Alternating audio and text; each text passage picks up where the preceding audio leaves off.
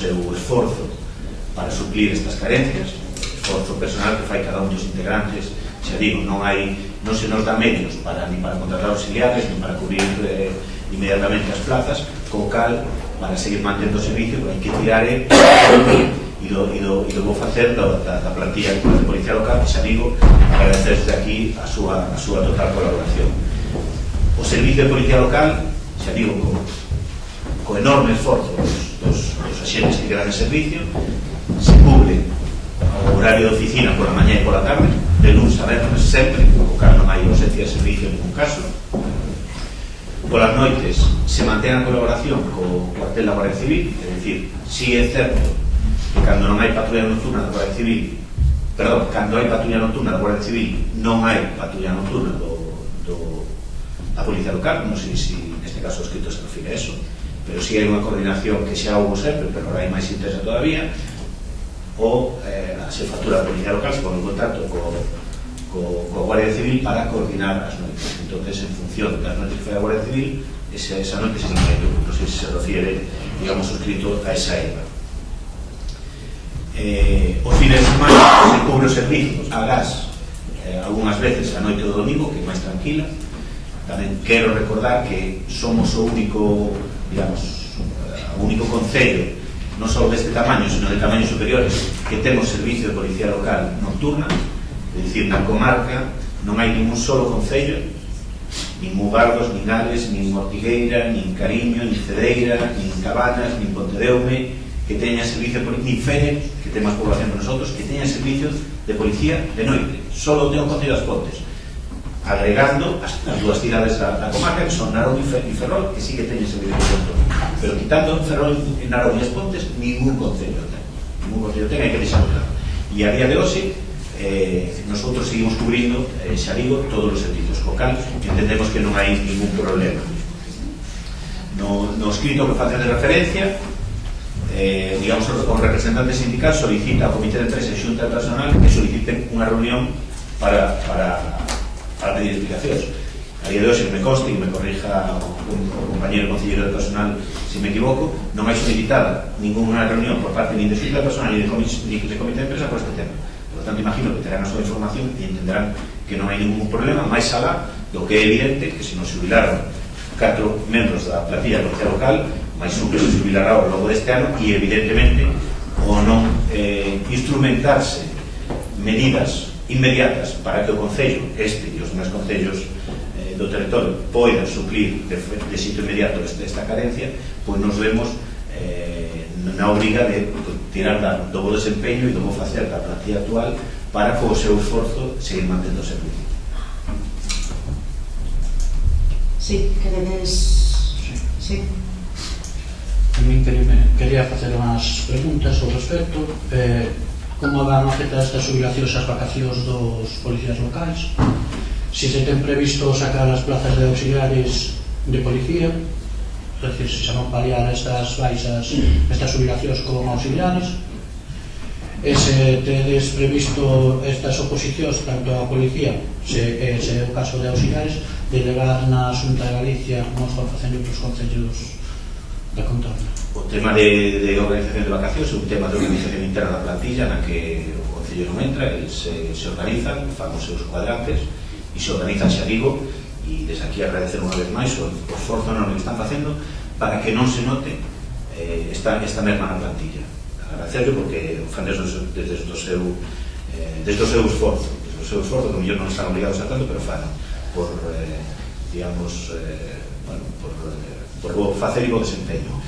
As vacacións pois, se organizarán entre eles como se organizamos sempre. No tema de auxiliares de policía estamos atadas, ainda que temos a autorización da Consellería Interior desde un punto de vista legal non se nos permite seguir contratando auxiliares de policía, por eso falaba eu antes de que estando de acordo que se permita a xubilación de plantillas envejecidas sempre cando señan para renovalas, é dicir, un policía xubilado outro ten que ocupar a plaza, estamos completamente de acordo con eso, pero houve un fallo nesta toma de decisión que foi non garantir, ainda que só seña provisionalmente, manter o servicio coberto, e sería moi sencillo que nos permitira contratar auxiliares de policía.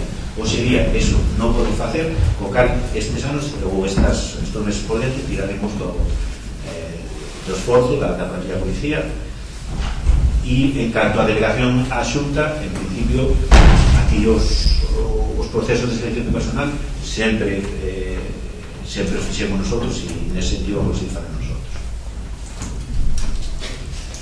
Sí, pasamos entonces a seguinte. No. Vale, sí.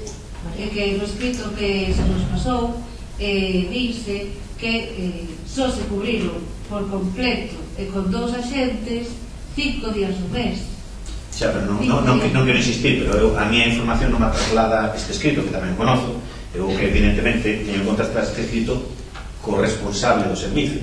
O responsable do servicio me di que isto é radicalmente falso, e además que o pode acreditar. Outra cosa é que o representante sindical non teña toda a información, que é probable que non teña toda a información, pero outro que me tengo que fiar é do responsable do servicio. O responsable do servicio me garantiza que isto é radicalmente falso e aparte que se pode acreditar, e me explica, como acabo de explicar un pouco polo miúdo, que o servicio está cuberto completamente ata o día de hoxe. Evidentemente, pues, se mañá se nos poñen de baixa, se xa se jubilaron 4 agentes, se poñen de baixa 4, pues habería que tomar medidas. A día de hoxe, cando estou falando neste pleno, o servicio está cuberto, perfectamente cuberto, e o cometido fiar, evidentemente, do medio responsable do servicio. Vamos a ver, perfectamente cuberto non está, porque se o estudera non se producirían incidentes como o que pasou ali ao lado da minha casa, no lavadero do Liceo, que foi durante a noite do sábado de Entroido, e que non levou 5 minutos pintar todo o lavadero, levou varias horas, supoño, para dentro desa pintada. O sea, que se funcionara correctamente o servicio, alguén tería tempo de pasar por ali, porque ademais de que está no entorno, xa non está no rural, está en un territorio urbano, e un día de moito movimento, como é o sábado de Entroido, por lo tanto, perfectamente coberto o servicio.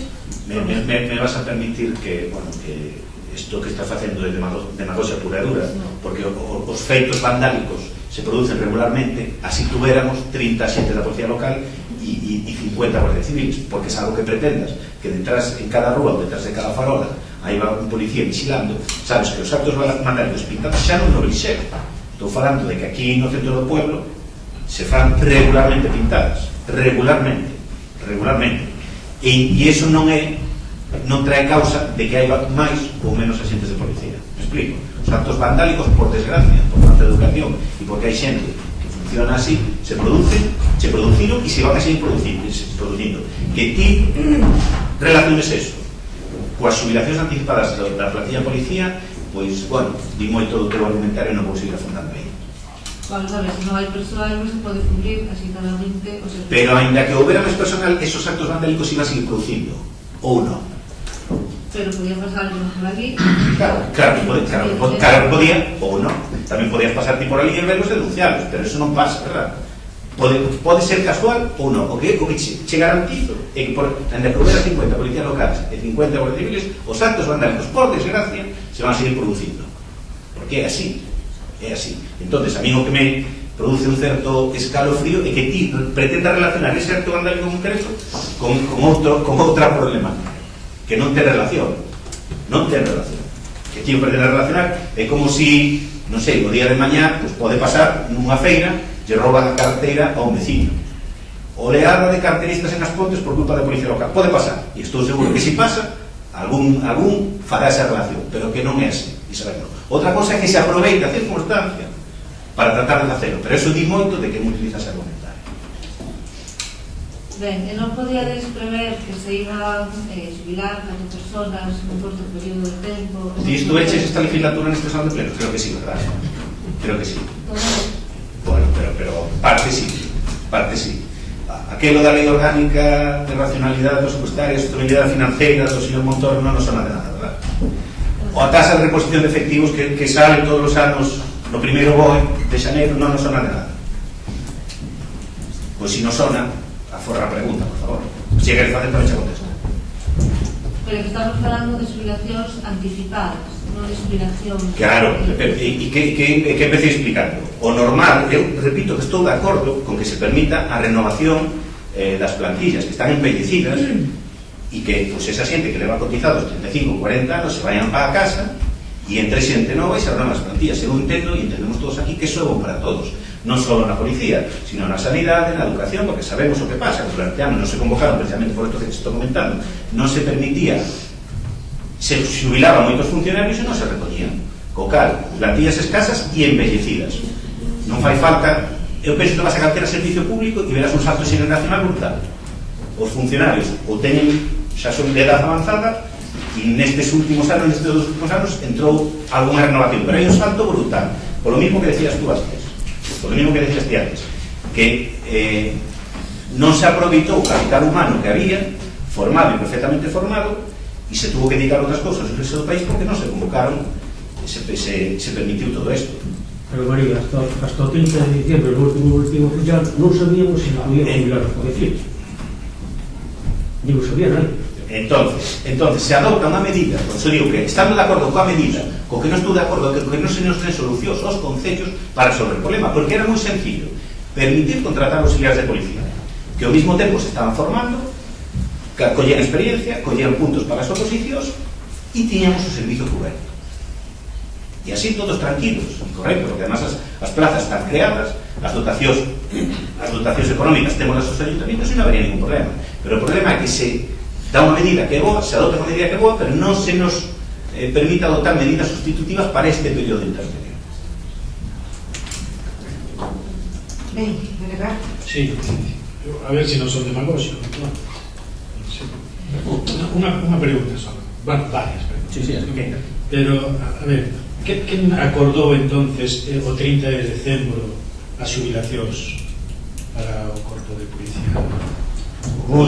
Foi publicado no BOE. Pero o BOE publica acordos que alguén adopta. Non, digo, quen foi? Pero quen foi? Foi algún goberno do Estado, non? E vos non sabíades. Home, viñase falando desde hai 3 anos. Pero o Concello puido facer algo desde 3 anos. Vos non sabíades. Era unha cousa que se viña falando desde hai 3 anos. E eu, claro, decir, xa se viñan falando co goberno de Rajoy, ao final a decisión adoptou un goberno do PSOE, vale, pero Vale, moi ben, pues vamos a oír. Cando se xubilaron? Se eso sale o 30 de decembro publicado nun BOE, cando é a xubilación dos membros da Policía Local? O 6 de xaneiro. Xaneiro? Non, o 6 de xaneiro. A ver, eu pediría... Non sei se Toñito está dicindo correcto. Non, sempre foi sempre de febrero. Febrero. Os casos aos que se refire o escrito que nós temos é de xaneiro. Non? Logo, o tema da xubilación aí non debería de ter afectado para estas irregularidades, non? xa, e Tiene unha contestación. no, pero xa che contestei antes. Contesteivos a todos. Eu, do que pon aquí, como o contrasto? Pois vou ao responsable do servicio que me di que isto é radicalmente falso. Co cal, non teño nada máis que preguntar. E encima, expoño a situación actual. Claro, desde xaneiro hasta ahora, a situación actual variou. E aparte ten unha cousa en conta. Cando a xente se xubila en febreiro, ten vacacións sin gastar. Co cal, ainda que se xubilaron en febreiro, en xaneiro xa non estaban traballando. Co cal, sí afecta. Pero bueno, en calquera caso, vos explico a situación actual. Agradezo, como non pode, e volvería a agradecer as veces que faga falta, o desempeño da plantilla actual, que co seu esforzo está conseguindo que non se note esta falta de personal. E eu me teño que fiar do que me di o responsable do servicio, que me di que isto que pon aquí é radicalmente falso, e non acredita. Entonces, con eso podemos seguir xogando as adivinanzas o tempo que queirades, pero non teño moito máis que decir. Non sei, como é iso de que en xaneiro, cando está empezando o ano, xa teñen vacacións que poden disfrutar? Non se van devengando as vacacións a medida que vai transcurrir? Teñen vacacións sin gastar. Aquí neste concello se pode gastar hasta o 31 de xaneiro as vacacións populares. Sí? Estamos falando de xaneiro. Vale. E está acreditado eso. Máis asuntos propios, máis, quero dicir, normalmente aquí, e non é só na policía, cando se subira un traballador, normalmente vaise un mes antes ou un mes e pico antes. Pero cando se elaboran os turnos, as quendas, non se teñen en conta xa tamén os días de asuntos propios e todo eso? repito, é un asunto de organización interna do servicio que non... Pero igual que se acredita que isto é radicalmente falso, bueno, pues acredita todos os términos. Entonces, en calquera caso, a nós sí que nos gustaría poder ter acceso a esa acreditación que ti dices, vale? Porque nós, sin ánimo de demagogia, podemos acreditar que o venres 18 de xaneiro pola noite non había servicio da Policía Local. Venres 18 de xaneiro. Podemos acreditar que tampouco había servicio da Garda Civil. Os dous foron reclamados diante dun conflicto e ningún deles apareceu. A Policía Local non contestou. Venres 18 de xaneiro. Vale. Hai outra data que non se pode confirmar exactamente cal é a data, pero que puido ser un potencial ou un presumible problema de violencia doméstica, donde se contacta ca Policía Local e naide responde tampouco. E intentase contactar ca Policía Local e resulta que tiña que vir de non sei onde. Tampouco, perdón, a Guerra Civil. E tampouco. Son dous feitos que nós podemos acreditar. Non estamos dicindo que o que che acrediten a ti seña incorrecto ou non. De todas formas, si me gustaría entonces que me pudieras explicar como é posible con 9 efectivos cubrir a totalidade dos turnos, as quendas que se cubrían con 14. E que nos podas explicar tamén cal pode ser a situación desas 9 persoas que están con un ánimo tremendo tratando do que o servicio non se note a súa deficiencia, ¿no? O cal nós tamén agradecemos, evidentemente, pero son 9 persoas que en algún momento terán que coller vacacións, que en algún momento poden ter que coller unha baixa por enfermedade, e a donde nos iríamos co servicio. Si a iso lle engadimos que acabas de decir que a opción de auxiliares desbotada e a opción da contratación de plazas hasta que sexa efectiva pode pasar, creo entender que dixeches ano e medio, 2 anos, como vamos a ser capaces de manter ese servicio en precario como está e moito máis en precario que podería estar tamén, porque entendemos que os 9 efectivos actuais non van a botar ano e medio, 2 anos sin cubrir ou sin disfrutar das súas vacacións tamén. Entonces, cada vez nós temos moitas dúbidas, ¿no? Nos gustaríamos que se nos puderan aclarar. Pois haberá que ir vendo como evolucionan as cosas. Eu non sei se mañá se van a dar de baixa pois que hai unha epidemia de gripe 4 policías. Como se vai facer? Pois haberá que facer como se poida. Explícame ti como facíades no 2006 cando tiñan 6 policías. De eso ti tes experiencia, podemos explicar. Con 6 policías e cubrieras o turno, ou eso parece. Non se movía un expediente na policía, había patrullas unipersonais, o cal, eso sí que é irregular, xa non sei se é calificado de outra maneira. E pasou algo, non pasou nada. Pois aquí é o mismo, repito, adotas unha medida ante a cal non temos opción.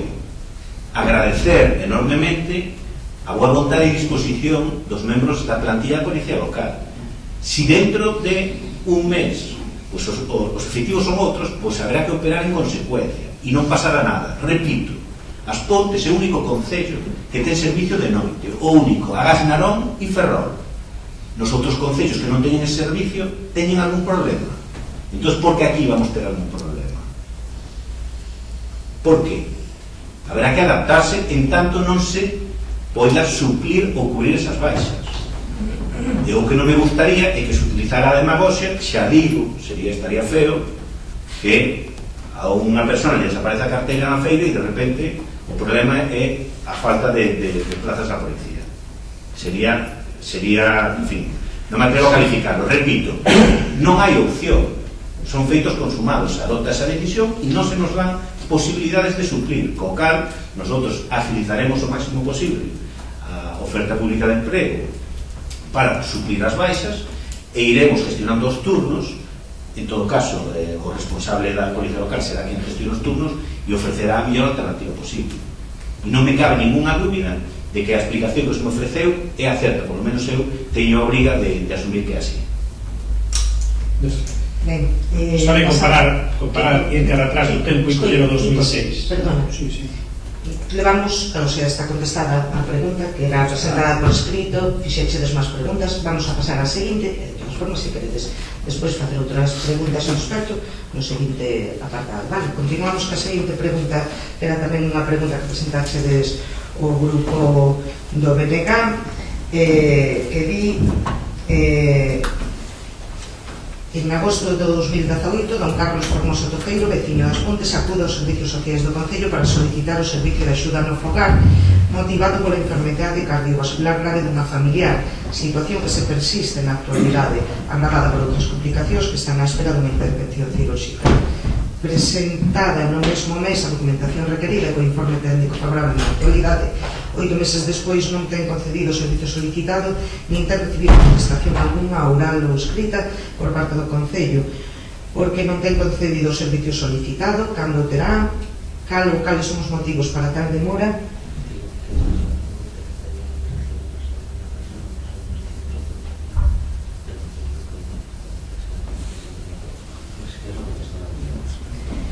Bueno, pois me está facendo unha observación o secretario, que agradezo, me di que ao ter un carácter personal a pregunta, que mellor a contestemos fora do pleno por escrito por outra vía. Se está televisando, logo se... Sí, pero nos contamos, nos cando registramos, perdón un momento, nos cando registramos esta pregunta, evidentemente ponemos nome e apelidos porque así non lo requiere esta persoa. Pero non votemos nós. Vale. Bueno, a ver, pero en todo caso o problema podía ser noso, ¿no? Pero nós cando a preguntamos e o ponemos con nome e apelidos é porque esta persoa quere que aparezcan os seus nomes e apelidos e quere que no pleno se lle dé unha contestación. Si nós, evidentemente, isto non faríamos. Faltaría máis. Pois, a hora de dar esa resposta, como vos asumides, obviamente, dis que esta persoa quere que se mencione o seu nome, os seus apelidos e a situación pola que quere que se lle dé unha resposta, nos, en calquer caso, a hora de contestar, vou a pedir o Consello Xurídico, neste caso do secretario, e ver se efectivamente podemos ou debemos contestar esta pregunta aquí, deste xeito, e se non, pois todos sabemos como é a lei de protección de datos e máis deste tipo de cuestións, e polo tanto, se non, se lle dará cumplida resposta á persoa solicitante en cuestión por escrito. Sí. A ver, eu que digo que non me consta a autorización, non dubido da vosa palabra, por suposto, pero non me consta. Entón, o que recomendo que o conteste no próximo pleno, como lo conteste por escrito, ou que se achegue a autorización desta persona para poderlo contestar en público. Entón, les recomendo que non se conteste agora ata que teñamos todos os datos, por maior seguridade, porque igual os dixo vostede, os dixo calquera cosa de palabra e logo os mostrar problemas porque non dixen iso, prefiro portelo por escrito, por maior seguridade. Eu sinto, non dubido en ningún momento da vosa palabra, pero como tampouco está aquí para testigualo, non teño constancia, o mellor é un pouco deixalo non sobre a mesa, non? Pero a diálogo, contestalo dunha forma máis reservada, sempre explico que se pode contestar públicamente se existe esta autorización. Bueno, pois, por consello do secretario neste caso, e polo tanto o seu consello xurídico, se vos dará contestación a esta pregunta tamén por escrito e trasladarlle en todo caso tamén a esta persoa, para que lle traslades a esta persoa a resposta. Bueno, non hai problema. Nos, para a próxima vez, se temos que volver a facer, traeremos a autorización por escrito da persoa, pero en todo caso a nós non nos interesa que nos contestedes a nós. A nós o que vos pediríamos é que queremos imaginar que traeredes algunha resposta hoxe para o pleno, deberíades de traela, polo menos, que parece ser que vos atopades agora con este consello, non? Tampouco vou dubidar agora de eso, ni moito menos, pero se traedes esa resposta, o que pediríamos é que hoxe mesmo, sin faltar, collerades ao alguacil e lle pediredes que lle fora a redar esa mesma resposta por escrito a esta persoa. Punto. Nos xa nos damos por satisfeitos. Bueno, en calquer caso, decirlle a esta persoa ou a calquer outra persoa, veciño ou veciña das Pontes, que as portas do Concello están sempre abertas para calquera que teña calquera dúbida que teña que aclarar ou calquera pregunta respecto de calquer expediente que se refira ou que lle ataña directamente, polo tanto que pode vir aquí presencialmente, falar con calquera dos concelleiros responsables da área a que se refira o seu problema ou a súa pregunta ou as reivindicacións, digamos, e que facer este ofrecemento de que poden acudir a nós personalmente cando necesiten e cando estimen oportuno e o consideren. Repito, acabamos de ter esta suxerencia por parte do secretario e, polo tanto, non imos a contestar públicamente a esta pregunta e se vos responderá e, lóxicamente, pedirle á persoa que se poña en contacto con nós e se lle dará cumplida información ao respecto do expediente. Continuamos, entonces. Non había máis preguntas por escrito, así que abrimos turno en rolda de preguntas. Javier, sí. A primeira, me gustaría saber se se adheriron ao plan de Sogam para reducir un 10% o recibo do liso. Con respecto ao Paseo da Ribeira, o estado da baranda é lamentable, cada vez hai máis tramos en baranda, pois rogaría que se señalizaran, se mira a forma de que a xente poida non caer mellor que as fincas. Gustaríame saber se van a continuar co pintado do suelo que fixeron o primeiro tramo dende o embalse, pero quedou o resto sen pintar. Facilitales por lo arraso do alumeado do Paseo da Ribeira. Gustaríame saber en que estado se encontra o orzamento do 2019 e o estado da conta xeral do 2018. Con respecto á piscina, numerosos pais nos falan de que houve problemas coa climatizadora e coa auga quente dos vestiarios. Si se está avanzando, se ten previsto cambiar a maquinaria ao respecto e as datas das obras que se van facer ali na piscina para que non entorpeza mellor coas actividades diarias do curso. No pabillón polideportivo, numerosos pais nos expresan o seu malestar porque os días de maior choiva o pabillón tivo que cerrar a súa actividade polas goteiras. Se ten previsto arranxar o tellado do pabillón e se tenedes plazos. Gustaríame saber cales son as próximas actuacións nos polígonos industriais. As últimas foron os plans antiincendios. Os parques para cans, se hai proxecto, a ubicación e para cando. Gustaríame saber como están as conversas con Hierro Sañón, se van a poñer en marcha a infraestructura na maior brevidade. Nos decretos aí teño varias preguntas. No de febreiro hai unha subvención de plan de melloras de camiños municipais 2019-2020. No proxecto as dúas subvencións, a anualidade de 2019 e 2020, van para o mesmo camiño, que é en Veiga da Nata.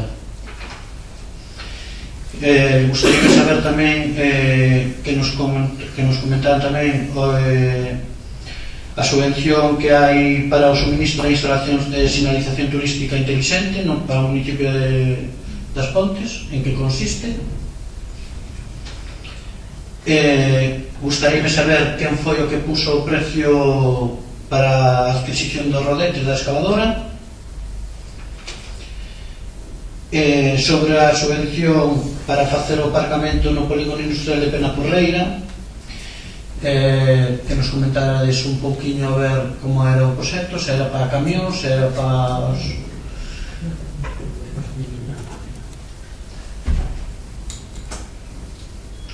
Logo saber tamén que houve unha infracción, unha multa da Consellería de Medio Ambiente de 700 euros. Gustaríamos saber cal foi o motivo da multa.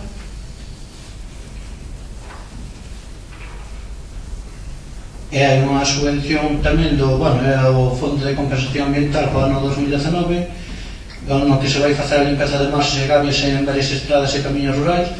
Se isto é complementario ao que xa está facendo o Concello, o que leva a cabo o Concello en teoría 2 veces ao ano. Non contesto xa a última. A cuestión de memoria, nada. Sí, para seguir un orden O Concello que fai é limpiar e rozar, este caso é limpiar con limpieza de cunetas. A solución é para limpieza de cunetas. A ver, empezamos, Toni, para ver si vamos con toda a batería. Espera, vamos por orden, porque empezou polo plan de Sogama. Si nos adheríamos ao plan de Sogama, eran unhas preguntas para andar do Paseo da Ribeira, continuar pintado do suelo no embalse. Bueno, mentres... Eu teño outra, que me acordo. Vamos a ver, esa subvención que dis, unha é subvención do POS e outra é do Fondo de Compensación Ambiental ao Arraiga de Nata. Son as dúas na mesma carretera. Para todas as anualidades, sí. Bueno, mentres vou empezando Sogama, pois a verdad que non nos adherimos á subvención. Podemos retomar un pouco o debate igual que o tema de Doing Business. A mí quedame unha duda. Sogama o ano pasado tuvo un beneficio de 47 millóns de euros. Eu entendo que como servicio público que o beneficio non deberá existir, é dicir, a conta de explotación anual de Sogama ten que ser cero. Ingresos e gastos igual a cero, unha suma de cero, é dicir, non se pode beneficiar a costa dos concellos. O Concello das Pontes ni ningún outro Concello de Galicia debería de pagarle a Sogama para que Sogama obteña beneficios. O que xa é de coña e que o Partido Popular de Galicia me pretenda vender unha rebaixa no canon do 10% a repercutir diretamente aos vecinos. Eso sí, condicionada porque no 2020 en xaneiro e febreiro me vai a facer unha auditoría e se non faigo non sei que, porque tampouco teño claro, resulta que lles teño que pedir aos vecinos que devolvan ese abono do 10%, o sea, de coña. Outra cousa, eso sí, o devengo da tasa do lixo é o 1 de xaneiro, a medida empeza a contar en febreiro, porque tiñamos o 23 de febreiro para adherirnos, o sea, é de coña. Primeiro, se salta todo habido por haber. Pretende facer campaña electoral co suposto beneficio de Sogama e venderlle a motos concellos. Nosotros, como Concello das Pontes, unha vez que vimos a xogada, pois estamos postos en contacto con outros concellos que nos adheriron, e o que vamos a facer é explorar primeiro vía judicial. Se Sogama nos está cobrando demais aos concellos, vai ser Sogama que nos ten que devolver os cartos. Pero nosotros non temos por que pagar demais por un servicio para que Sogama se beneficie e con ese suposto beneficio despois o Partido Popular de Galicia faiga campaña electoral nos concellos a conta dos recursos dos propios concellos. Eso non vamos a permitir. Por tanto, ese tipo de medidas que encima poñen de cebo os veciños como que vamos a rebaixar o servicio da basura. Unha pregunta que che faigo no 2014, cando Sogama nos subiu o canon o 34%, se nos preguntou algo os concellos ou temos que pagar? Pagamos. Que o que fixemos os concellos, polo menos este, non repercutir ese 34% no recibo do lixo, co cal nosotros xa bonificamos neso aos veciños das Pontes. Non só neso, sino que le vamos a actualizar o servicio do lixo, tanto antigo como novo, desde que estamos aquí. É dicir, neste concello os veciños non pagan o coste do servicio do lixo. A diferencia entre o que costa e o que pagan os veciños asume o propio concello. Co cal, que non me veña a mí a falar o Partido Popular de Galicia de bonificacións e de coste dos servicios. Eso sí, tampouco vou a tolerar, xa se me costa moito que a Xunta me delegue competencias. de competencias, pero xa que nunha competencia que é miña se me veña pretenda usurpar a autonomía local e gestionar, sobre todo para facer unha medida que puramente campaña electoralista, con recursos dos veciños das Pontes, este Concello non vai permitir, e me imagino que coa forza que sacamos este Concello e outros, igual lle sale cara a broma ao Partido Popular de Galicia por estar cobrando de máis por un servicio.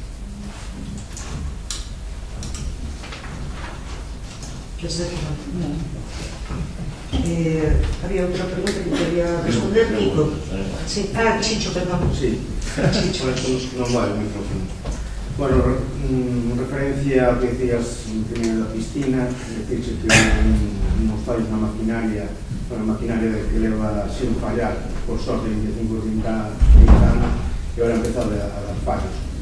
Houve un problema co compresor na piscina que foi cando, bueno, no vaso non se regulaba ben a humidade, a auga baixou varios grados, sempre nos parámetros que se xunta. Bueno, ao final solventouse, cambiou ese compresor, tamén houve que cambiar ou meter gas para ese compresor. Bueno, eran cousas un pouco delicadas e que levaron máis tempo do que nadie quería, pero iso está solventado. O problema da auga sanitaria que non ven todo o quente que debería, hai dos acumuladores nas piscinas, un deles deteriorouse. Bueno, pois hai que cambiaron, esperemos que en estes 15 días pois xa quede solventado tamén, porque o outro non dá feito ni dá efectado, son acumuladores de pouca capacidade, entón cando pois trasto para un resíntese bastante, non dá feito a caldeira para pintar con toda a xente que utiliza as duchas. Referentes, pois, preguntar por as boteiras no pabellón. Somos conscientes, por desgracia, que fai tempo que se dá esa problemática. Fixeronse por diversas partes que, bueno, pues, na entrada que subimos aí cos técnicos, hai unha entrada no especie de pórtico que estaba bastante deteriorada, sellouse, conseguiuse esa unha botella bastante grande, conseguiu separar, pero sí que é verdade que por toda la periferia da que é a pista de xogo sí que hai bastantes botellas. E isto neste ano a nosa intención é leválo a cabo, hai 200.000 euros pois, que queríamos dedicar xa para cambiar esa cuberta.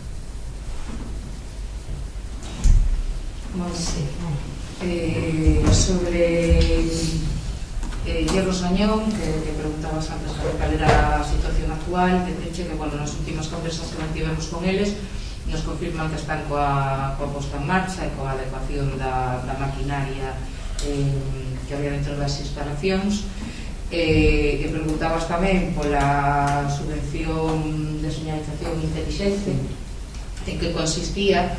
Bueno, pues decirse que consiste basicamente, bueno, sería obviamente cambiar as señais de todo o núcleo, que xa en algunhas zonas, ademais de necesario, non están estéticamente unificadas, e dentro desa señalización, a través de unha app, ou pasar por cada unha das señales, a xente que instale esta aplicación irá recibindo información sobre todos aqueles puntos que se indican na propia señal. É un sistema que é bastante novidoso, que se está implantado creo que desde xa hai bastante tempo en Sanxenxo, que foi o primeiro lugar que implantou en Galicia e que está tendo bastante bons resultados, sobre todo para os visitantes que veñen de outros lugares, non? Porque dentro de esta propia información, que é realmente importante tamén, o pode aproveitar o tecido comercial, basicamente, bueno, ou calquera servicio turístico que se pode ofrecer para publicitarse dentro desa propia aplicación. Por rematar, o orzamento 2019 está en fase de elaboración, a conta xeral de 2018, ainda que todos os anos queremos rendila o máis rápido posible, ainda non está feito o peche contable do ano 18. Aseguráronme que esta semana, en teoría, que quedaría lista e, por lo tanto, no momento que quede lista, no siguiente pleno daremos conta e tamén a comisión correspondiente. O Paseo da Ribeira hai encargado unha memoria que creo que xa está elaborada para saber o custe da reposición da autobalado e en función do importe a solución, o sea, vámoslo reparar, será máis ou menos rápida. Si é inferior a 40.000 euros, pois será máis rápido a sustitución, e se é superior, pois evidentemente levará uns meses máis, pero vaise cambiar na súa totalidade. E preguntabas por unha multa de medio ambiente de 700 euros. Isto é por unha denuncia do Seprona por un acopio de residuos de construcción nunha parcela na rúa Celso Emilio Ferreiro. Este expediente leva un longo trámite porque digamos, yo imputaron ao Concello sendo unha parcela privada e os residuos non pertencendo, os residuos que había ali no seu momento non pertencendo ao Concello. Na denuncia do Seprona se di especificamente que un axente da Policía Local identifica os residuos e a parcela como municipal, pero non identifica o axente, o cal xa é un defecto formal brutal, porque nosotros non nos podemos defender. O non identificar o axente como que pasa, dixo un veciño que pasaba por ali. Puestos en contacto e recabando información entre toda a plantilla da Policía Local, naide falou cos axentes do Seprona, poñemos o correspondiente recurso de reposición e que lo mismo da lo mismo que o Concello ten que pagar. Identificado a propiedade da parcela, identificado todo, da igual, o Concello se ten que facer cargo e ao final, por moitos recursos que puxemos, algo que ir ao xulgado e sale máis caro que os 700 euros, pois ao final digamos, o Concello non lle queda outra que asumir os 700 euros. Nos ponemos en contacto con a propiedade da parcela, se vos fijades estos días vou poner un acopio, pero xa está vallado, está identificado o depositario dos residuos, en fin, o que queremos é que non volva a pasar. Nos puxemos en contacto con a propiedade para decirle que efectivamente, pues, que no futuro se fixeran cosas de outra maneira para que non se produciera este tipo de cosas que podían deseadas. Pero xa digo, e está, se o queredes poderlo ver, no atestado do Seprona se identifica a parcela e o residuo como municipal porque un agente da Policía Local me lo dijo, pero sin identificación. E ainda así, claramente, o Concello non ten ninguna responsabilidade, pero non la pusieron en cuenta. Vamos máis, Javier. O aparcamento, que eu apuntei as que penso que me toca. Sí, xa non leva conta. Non vai, sí que vai. Non vai.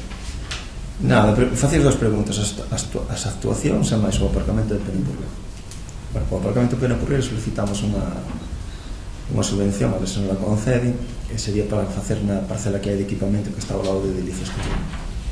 Sí, vai incluído os camións. De memoria non sei dicir os metros cuadrados que van ser.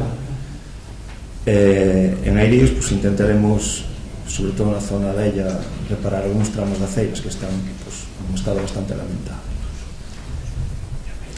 Esas son as actuacións. En industria o máis preocupante é o do suelo que xa falamos antes.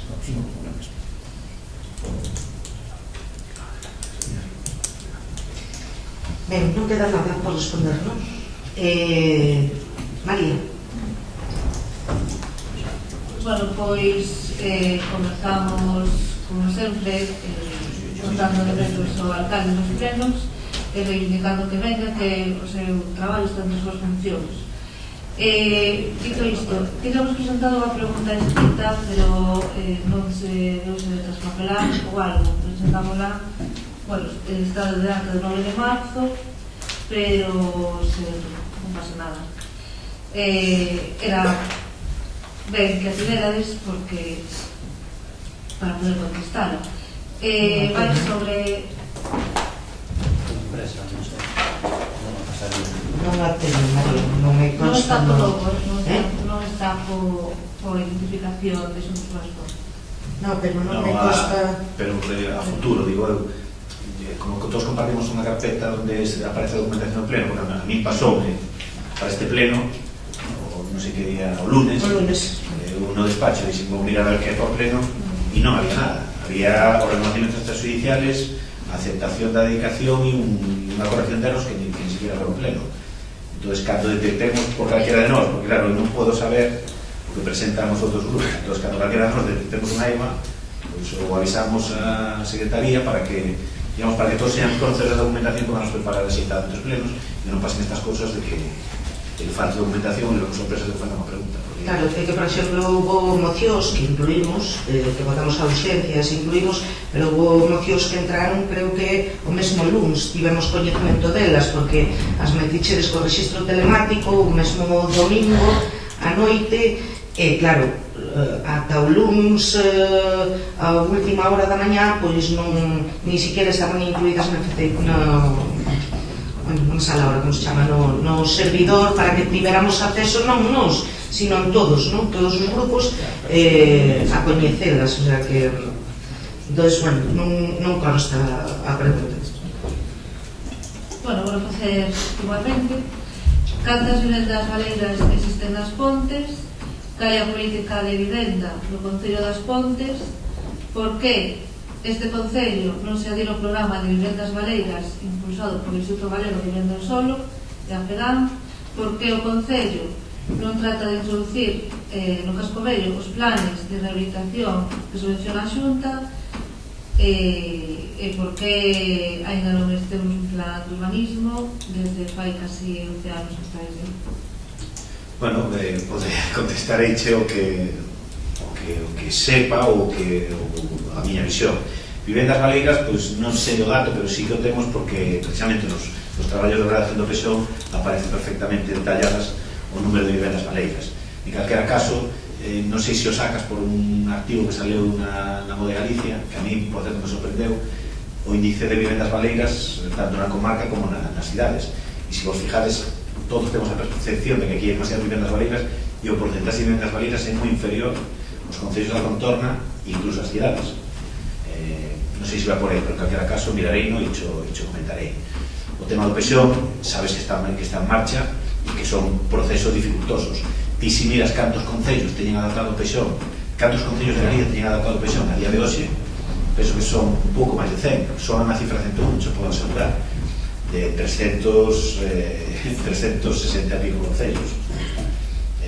Quero dicir que non é unha problemática exclusiva este concello, que evidentemente son procesos moi complexos que nunca levan, sabes que temos un contrato con Xunta Galicia que xa está máis que vencido, porque os contratos son para 5 ou 6 anos, pero son a media de redacción dun PSOE pues son 15 anos.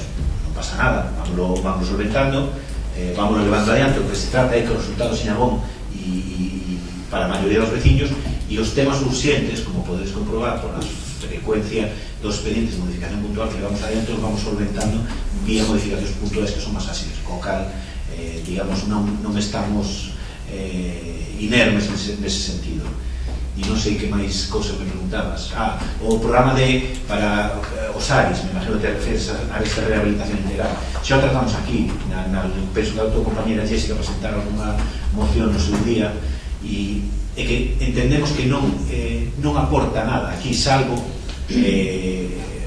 nosotros preferiríamos que a Xunta de Galicia digamos, subvencionara, pois, por exemplo, poñía como exemplo sempre os barrios das Campeiras, os barrios da Pardo Bazán, digamos que son barrios de casas baixas que xa teñen certos anos, pois aquí o que faría falta sería subvencionar pois a accesibilidade das vivendas, cambio de ventanas, eficiencia enerxética. Todos esos serían moito máis útiles que facer unha área de rehabilitación integral que está pensando máis para cascos antigos. E recordo, se non variou, que penso que non variou moito, o tope de subvención por solicitante eran 5.000 euros.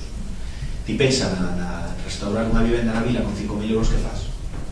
Entonces non é sumarse a plans de axudas ou facer unha área de rehabilitación integral, non é unha coña, requiere un traballo e dunha posta a disposición de técnicos que se despois as axudas son insuficientes, pois digamos que de pouco vale. Entón, eso xa se debateu aquí no seu día, se explicou porque nosotros entendíamos que os ARIS aquí nas Pontes estarían máis enfocados hacia barrios tipo Pardo Bazán, Campeiras, e do resto pois tomo nota e xa che contestarei, ou se me facilitas o meu correo electrónico a pregunta por escrito, pois che busco os datos en problema ningún. Ahora, a pregunta viña porque todos sabemos que hai vivendas galeiras nas Pontes e que non están sacando ao mercado. Todos sabemos que hai vivendas que necesitan rehabilitarse, que os propietarios, o mellor, non se poden facer cabo delas, e claro, o que nos proponemos, que xa vamos propoñendo, non é nada novo, é o que vamos dicindo todo este tempo, pero queríamos ter os datos oficiais. Nos o que proponemos é o de sempre, que se saquen a esas vivendas para que a xente nova as poda utilizar ou para que a xente maior poida tamén vivir delas dun xeito máis social. Sabemos que está rehabilitando vivendas na vila para asociacións veciñais, e nós o que decimos é que o mellor, o que creemos que sería máis axeitado, sería convertilas en vivendas sociais ou adquirir outras vivendas que necesiten rehabilitación e destinalas a vivenda social, porque hai moita xente que a necesita. En canto ao presión, pois claro, é que 12 anos desde legadas co presión que non se sabe absolutamente nada de él, é unha mágoa porque empezou moi ben con un proceso participativo no que participou moita xente, pero é unha lástima que este quedando en nada. Bueno, eso é a tua opinión, en nada non está quedando, sino que, ainda que parezca que non, se sigue traballando no PSOE e se vai seguir traballando, por lo menos se nosotros seguimos aquí, o PSOE non vai caer no olvido ni se vai deixar fazer, é dicir, leva as súas fases, os seus trámites, e vamos, se os veciños confían en nós, vamos a levar adiante. En canto ao que plantexas ti, si sabemos que hai un problema de precio de alugueiros e de precio que non só de vivendas, sino de locales neste pobo, que está moi por encima da media do que correspondería, pero como comprenderás, o Concello pouco pode facer para intervir os precios dos alugueiros das vivendas privadas e dos locais comerciais privados. Nosotros o que facemos é tratar de poñer axudas para os autónomos e para os que emprenden un negocio, para axudarles a costear o alquiler e para axudarles a dotar de mobiliario os seus negocios. E sempre, xa sabes, pasando por a Xunta, que nos dé o visto bom e deixando ben claro que non colidimos coas axudas que les aportan. Claro, nosotros dentro do noso ámbito competencial facemos todo o posible, pero como comprenderás eso, ou se fai a outro nivel, o Concello das Pontes pouco pode facer para intervir nos precios dos alugueiros, tanto de vivenda como de locais. A ver, pouco se pode facer, pero algo sí que sempre se pode facer. En outros concellos... E acabo de explicar. Claro, outros concellos, como por exemplo, están levando a cabo un programa que se chama Aviva Compostela, que promove que os propietarios de vivendas, de segundas vivendas baleiras, que as integren neste programa, ofrecéndolles unhas garantías. Asegúranse que sempre van cobrar ese aluguer, habilítanse saídos perfectos, asegúranse tamén baixar un pouco os prezos. E aquí podíase facer algo similar. O programa está en internet, podelo consultar e podelo... Si, yo agradezo, pero con todo respeto, estou moi orgulloso das Pontes, pero as Pontes Santiago. As posibilidades do Concello como Santiago e, sobre todo, a disposición de personal para levar a cabo todas as iniciativas, non comprenderás que non é a mesma. Nosotros vamos facendo todas as actuacións, digamos, que poden ser inmediatas e que poden ser asequibles ás disposicións de persoal que temos. Facer ese tipo de oficinas e a lei de base de régimen local sabes que non é o mismo as competencias que establece para Santiago que establece para as Pontes, non se nos escapa. E te acabo de explicar que non somos refractarios a todo ese tipo de medidas, o que pasa que vamos implementando as que son de máis fácil implementación. Xa che dixen, como sabíamos cal é o problema co precio dos alugueiros, pois implantamos 2 líneas de axudas para os autónomos para poder colaborar a baixar, como os precios nos podemos baixar, o que facemos é darles axudas para que poidan subvencionar unha parte do precio do alugueiro e do montaxe do negocio. Explico, entonces non se pode decir que non facemos nada, facemos dentro do que está no noso ámbito e do que podemos, e créeme que só implantarse as 2 líneas de axudas nos costou caro, porque hubo implementarlas levou casi ano e medio de intercambio de documentación coa Xunta e de a Xunta si que era refractaria non fixera. Ao final tuvimos que poñer expresamente por escrito que este tipo de axudas non colidían coas súas. Por lo tanto, pouco a pouco vamos implementando este tipo de medidas. Bueno, presentou o que podes facer e, se llevarmos un presentou un pouco máis sinxelo, é a compra de vivendas, rehabilitalas e ponelas a disposición como vivendas. E iso ti entendes que sí, o Concello das Pontes compre vivendas. Están facendo todos os... Claro, pero hai que justificarlo. Entón, un expediente de compra de vivendas, así tal cual tío plantexa, se che digo que aquí non sale. Outra cosa é ir buscando yo en caixa, e aí sí que te animo a colaborar con nós en buscar o encaixe dese tipo de... Porque é moi fácil decir, facede isto, pero xa se nos estás contando e xa sei que directamente aquí non vamos poder facer, salvo que busquemos o camiño para poder facelo, e aí sí que che agradecería todo o apoio e colaboración para buscar o camiño para facelo. O camiño é que faltan plazas, o sea, falta vivenda social, non hai vivenda social. Sí, o problema estamos de acordo aí. O asunto é como solucionamos. Me estás dicindo unha vía que non é fácil, porque sei, non? Porque cada vez que intentamos comprar unha vivenda, unha parcela, se nos pide explicar perfectamente ben para que, onde está o interés xeral, onde está a competencia municipal. Eu que che felicito máis facilmente dos problemas cos que nos atopamos nosotros a diario. E facer unha sola compra dunha parcela, un solar, unha vivenda, o que seña, nos leva, non vou dicir anos, pero meses moitos. Entón, estou de acordo co que ti plantexa, entón, o que che digo, eu che digo cales son os problemas que nos vamos a topar aquí, todos, porque se estamos de acordo nesa iniciativa, ou non estar de acordo, temos que buscar o camiño para levar a cabo, e aí te invito a que colabores con nós e nos axudes a ilustrarnos para ver como facemos, e estaremos encantados de hacerlo. Non, pero é imposible, non é, eu pido facédelo, porque na rúa da igrexa, logo da igrexa, acabas de comprar un inmoble, e pois tamén resultaría moi difícil de justificar, pero vai destinar a unha asociación de veciños. Pois nós o que decimos é que se destine a vivenda social, é o que decimos. Moi ben, María, toma nota. Bueno,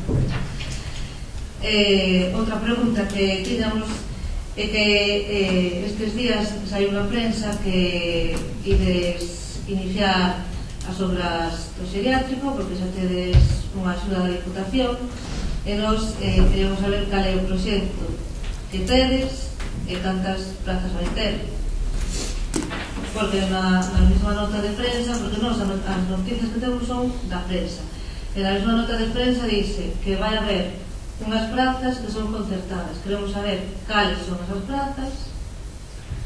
Eu non che podo decir, vamos, o que pon na prensa non sei, a maioría dos días non teño tempo para ler, entonces non sei de que nota de prensa me falas. Se sale unha nota de prensa, imagino que me pon ali, pues a información se haberá de podes decir en que momento estamos.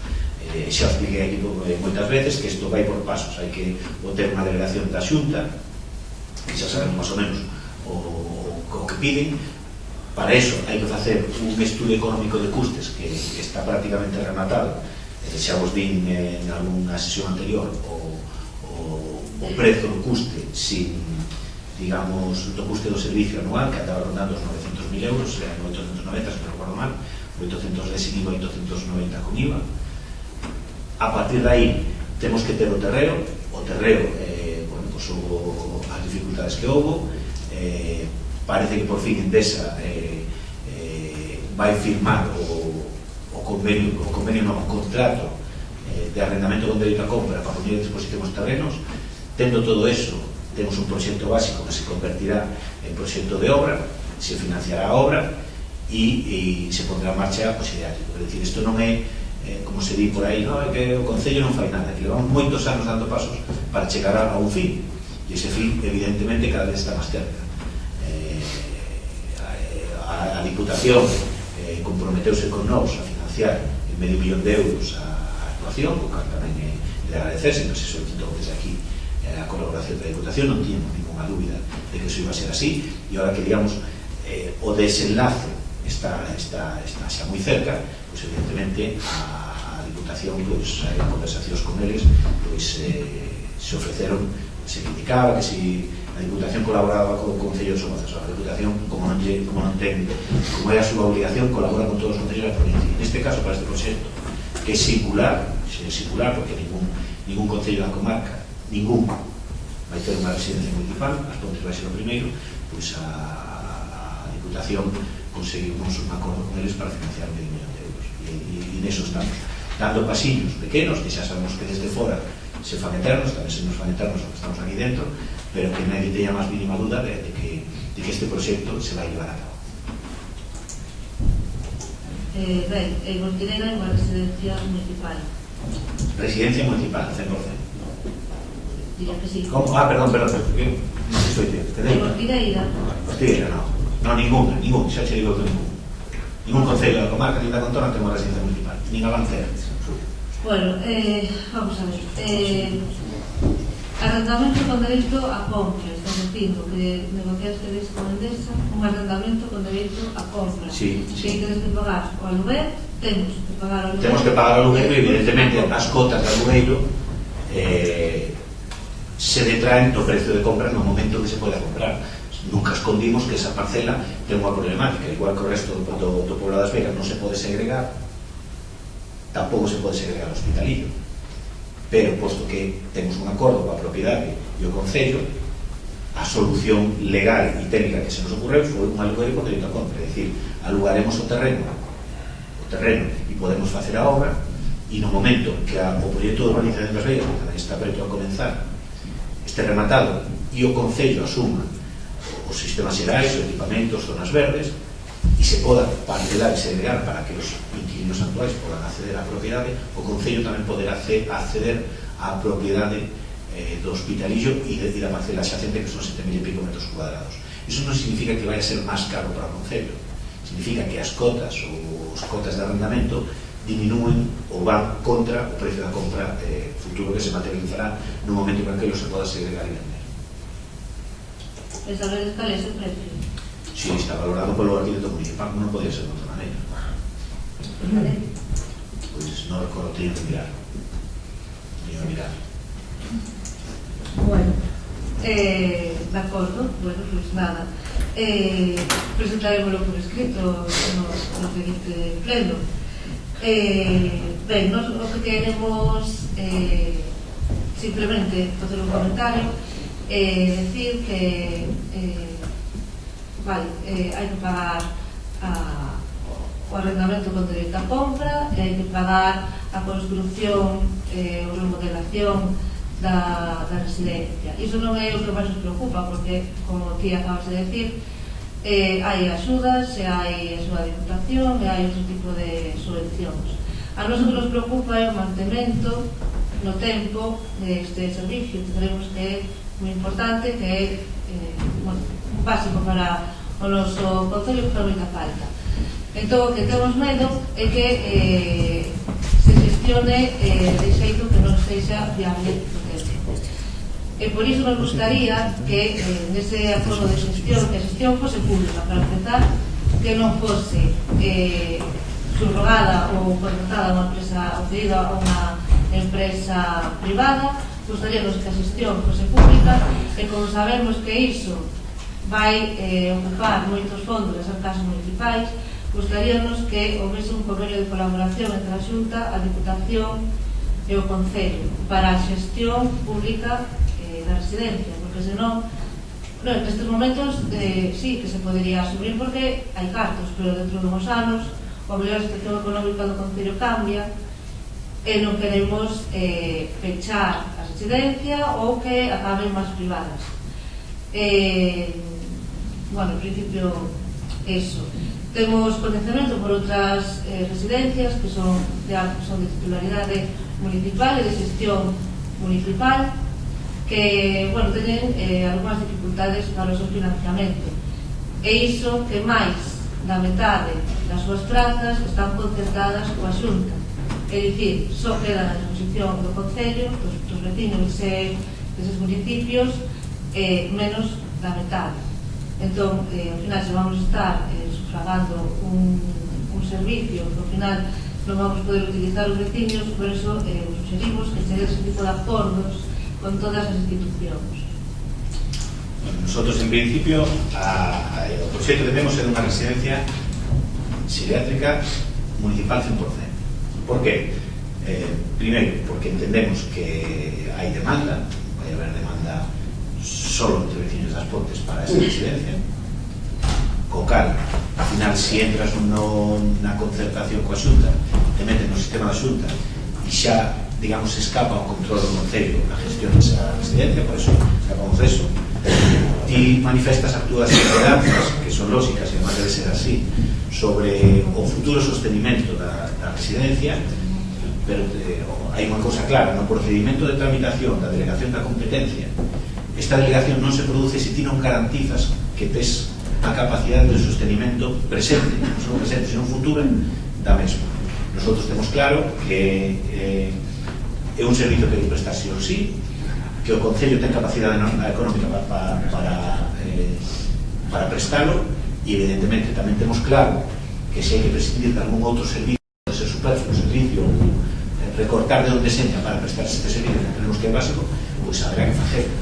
Pero as prioridades son as que son, e nosotros, igual que sempre dixen aquí neste salón de plenos, que o Departamento de Servicios Sociales nunca puxe ningún tipo de recorte nin contrapisa a hora de dotar de recursos económicos, tampouco vai ser así para a residencia que temos valorado o custe, digamos, sin ningún tipo de ingreso. Xa digo, hai que afinalo, que este materializado o estudio económico que del desacceso en canto teñamos, está valorado entre 810.000 sin IVA e 890.000 con IVA. Despois, bueno, habrá que asustar, pode haber unha variación arriba ou baixo, pero máis ou menos vai ser o custo sin ningún tipo de ingreso. E entendemos que o Concello pode asumir non só a día de hoxe, sino a medio plazo ese servicio. O día de mañá, se cambia a xestión do Concello e de repente deixa de ter unha boa situación económica, unha boa xestión económica, pois o mellor hai que chegar a acordos con outras institucións. Non é idea deste tipo de problema. Se seguimos coa xestión económica destes últimos anos, con recursos que temos e xestionando axilitadamente, este Concello se pode permitir prestar servicios. Igual que no seu día se pode asumir outro tipo de servicios que os concellos tampouco teñen. Bueno, pois para Sonia, aproveitando que está, sobre o premio Xeo Nogueira, queremos saber se houve alguma xestión desde a última vez, desde a reunión, desde a última reunión.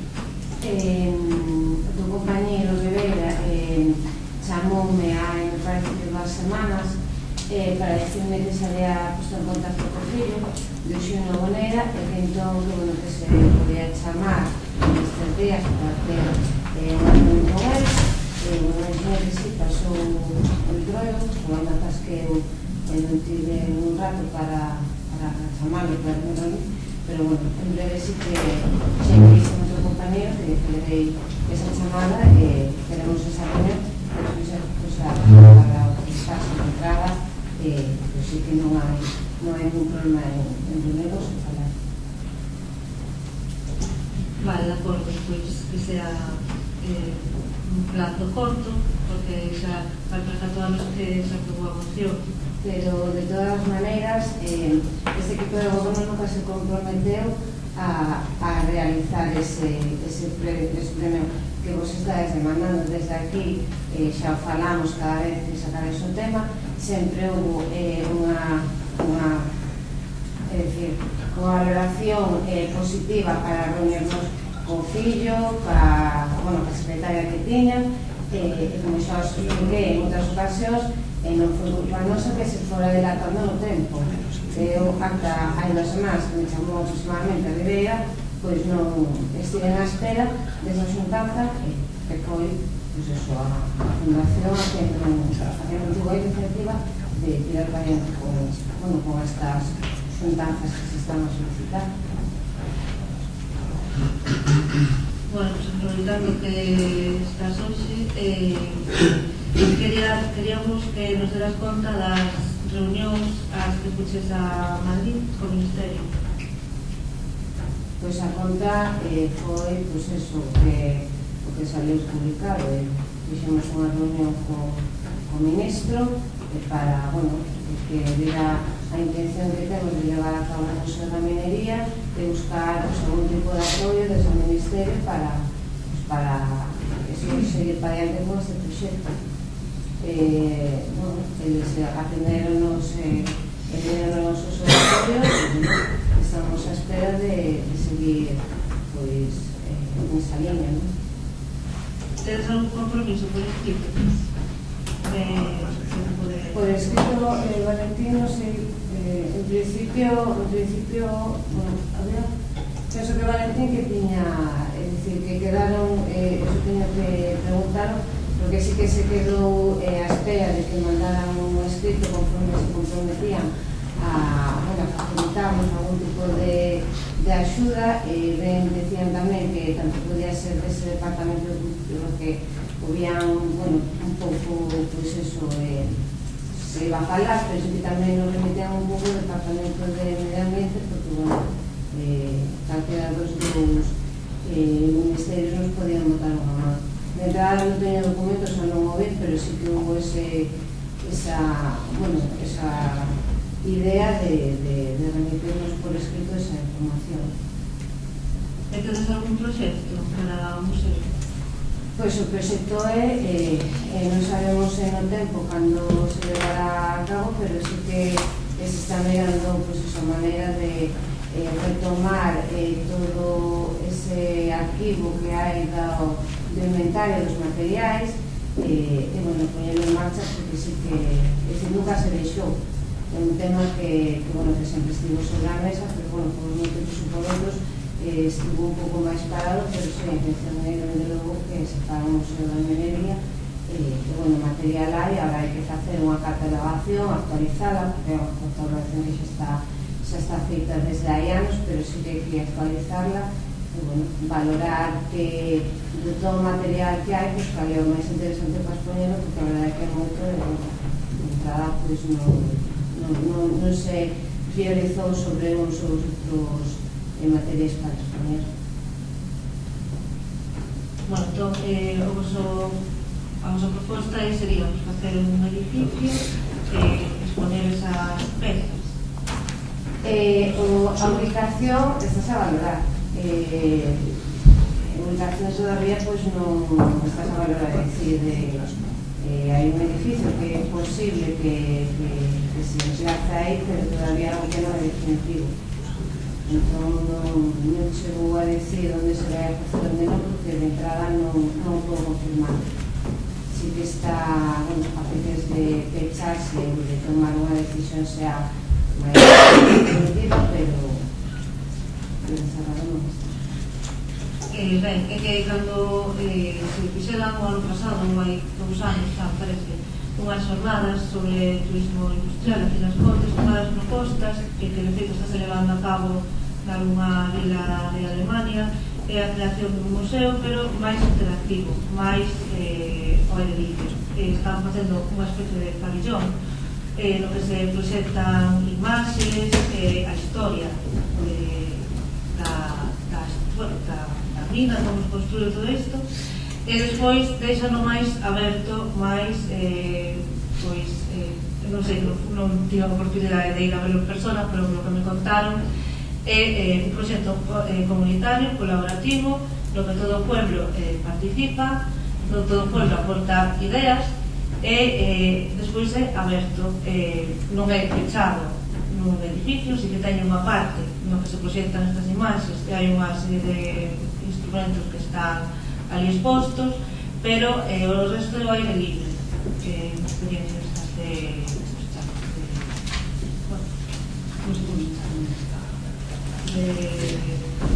compartir, interactuar.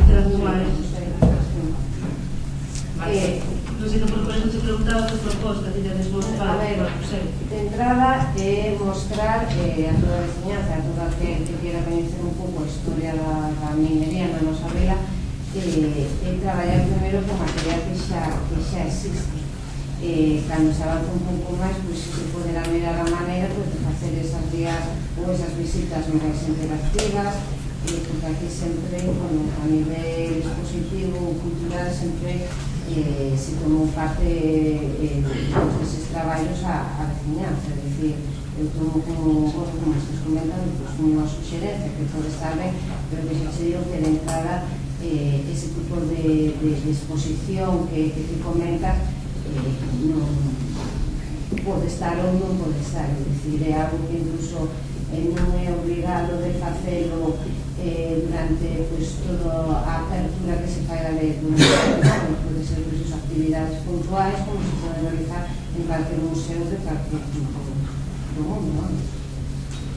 Eu creo que estamos, a ver, hai dúas cuestións. Unha, por un lado, é o proxecto do edificio en sí ou do equipamento constructivo que haxa que facer para albergar ese material ao que se refire Sonia, e outra cousa é o proxecto museístico que haxa que levar a cabo, donde sí, obviamente aí terán cabida pois non só o material, o que contamos que, como sabedes, nos tede Endesa moito del, que forma parte do material que era da propiedade de Endesa e que pedimos que fora cedido ao Concello para poder expoñerlo, pero que ademais hai pois moitas grabacións, incluso dos sonidos da maquinaria que estaba na mina, moitísimas imaxes recollidas en vídeo dos labores da minería que se desarrollaban, é dicir, un conxunto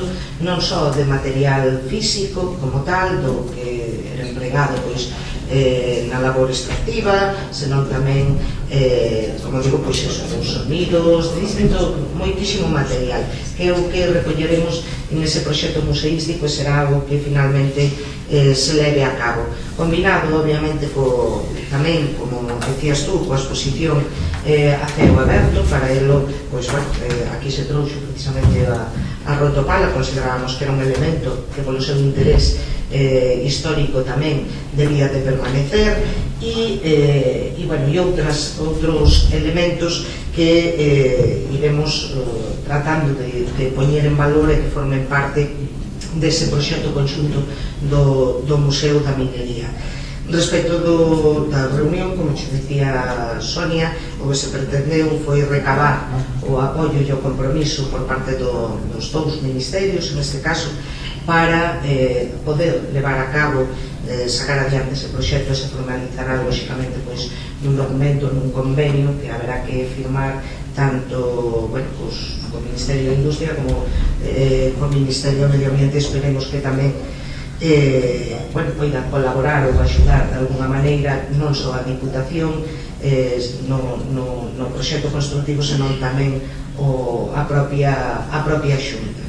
Pero é un proxecto que está en marcha e respondendo un pouco á túa pregunta, quería diferenciar o que é o proxecto constructivo do edificio que albergará ese museo co proxecto museístico, digamos, para levar a cabo dentro do edificio. Mais?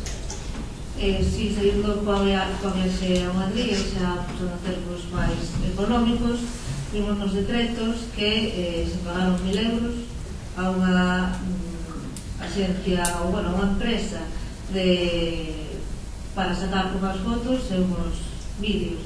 Supoño que sería nesa visita túa ou foi outra? Claro, vin que publicastes vos, eso non te puedo responder, non sei.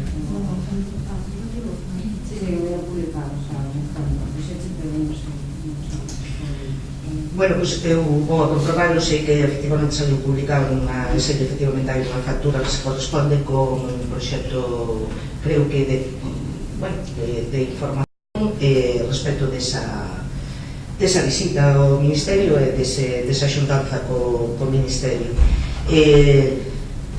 Por unhas fotos e un vídeo, pois non sei se por unhas fotos e un vídeo, si sei que por unha reportaxe, polo seguimento dunha noticia para dar cumprida información ao respecto desa xuntanza e do que se falou e do que se viu co propio Ministerio. Non sabía que queríades publicar, vino onte nos decretos, tamén me chamou a atención os 500 euros de avión que xustifican, de avión, non sei, que son de viaxe tamén a Madrid, de Balcari. Entón, a seguinte pregunta é quen pagou as viaxes de todas as persoas que foron a Madrid, porque foron representantes da asociación de UME, además da propia concelleira. Pois o comprobarei, supoño que o pagaría o Concello. Non o podo asegurar, pero supoño que sí que o pagaría o Concello, porque foi o alcalde, digo, a concelleira, e efectivamente foron representantes de UME, non sei cantas personas en total, pero entendo que sí que pagaría o Concello ese viaxe, porque lógicamente é unha reunión de traballo, un acto, o sea, un traballo feito para o Concello das Pontes por representantes do Concello das Pontes e por representantes de asociacións que podían aportar moito en esa reunión. Por lo tanto, é unha xornada de traballo, entendo que sí que o pagou todo o Concello das Pontes, sin ter a seguridade total, pero entendo que sí que o pagou o Concello das Pontes. Queríamos saber en que estado de tramitación está iso e se cando para cando está prevista a aprobación provisional. Sinto que a mí non me chegou esa solicitud de vosa, pero que a documentación que obra é o informe da Dirección Xeral de Urbanismo que entrou por rexistro o último día do ano pasado, donde aparecen, digamos, os informes sectoriais correspondientes á aprobación inicial que fixemos en pleno o ano pasado. Todos os organismos sectoriais, me parece que en xullo, todos os organismos sectoriais, tanto do Estado como da Autonomía, emitiron os seus informes. Os do Estado foron chegando cada un polo seu lado, e a ver se recordades, non recordo se en xullo ou en agosto, un de telecomunicacións que tuvemos que modificar e aprobar outra vez para ir para completar o expediente, o que non é normal é que se comunica o que se cambiar na seguinte fase o cambio, que neste caso foi distinto. E despois os informes sectoriais que ten que recabar a autonomía, antes o Concello, cando aprobaba algo, os dirixía aos diferentes organismos. Agora ti dirixes o expediente a Dirección do Urbanismo e o organismo solicita os informes sectoriais e ten 3 meses para emitirlos. Os chegados os diferentes informes sectoriais e hai 2 que piden correccións. Falo de memoria, pero bueno, non teño inconveniente en pasarlo. Un é de estradas, que piden incorporar a modificación puntual o proxecto da variante nova de entrada ao Concello, que non ten demasiado sentido, porque non ten nada que ver el proxecto con este. Entonces, bueno, si hai urxencia en incorporarlo, si que nos dimos el compromiso de incorporar ese proxecto da variante na primeira modificación puntual que leváramos adiante unha vez iniciado o proxecto. Pero claro, este proxecto xa estaba en marcha con a lei polo medio ao proxecto variante, non ten moito sentido. Entón, bueno, eso pues comunicaremos no momento á Xunta que o vamos a facer independentemente andando. E despois hai outro informe que tamén pide correccións da documentación que é de aulas. Digamos, dan por feito que si se van construirse vivendas novas, se vai incrementar a población, e entonces falan que temos unha concesión de augas de captación na presa da Ribeira para despois ir a planta potabilizadora de Pontoibo de 9 litros segundo. Entón, se plantexan se iso é suficiente ou non.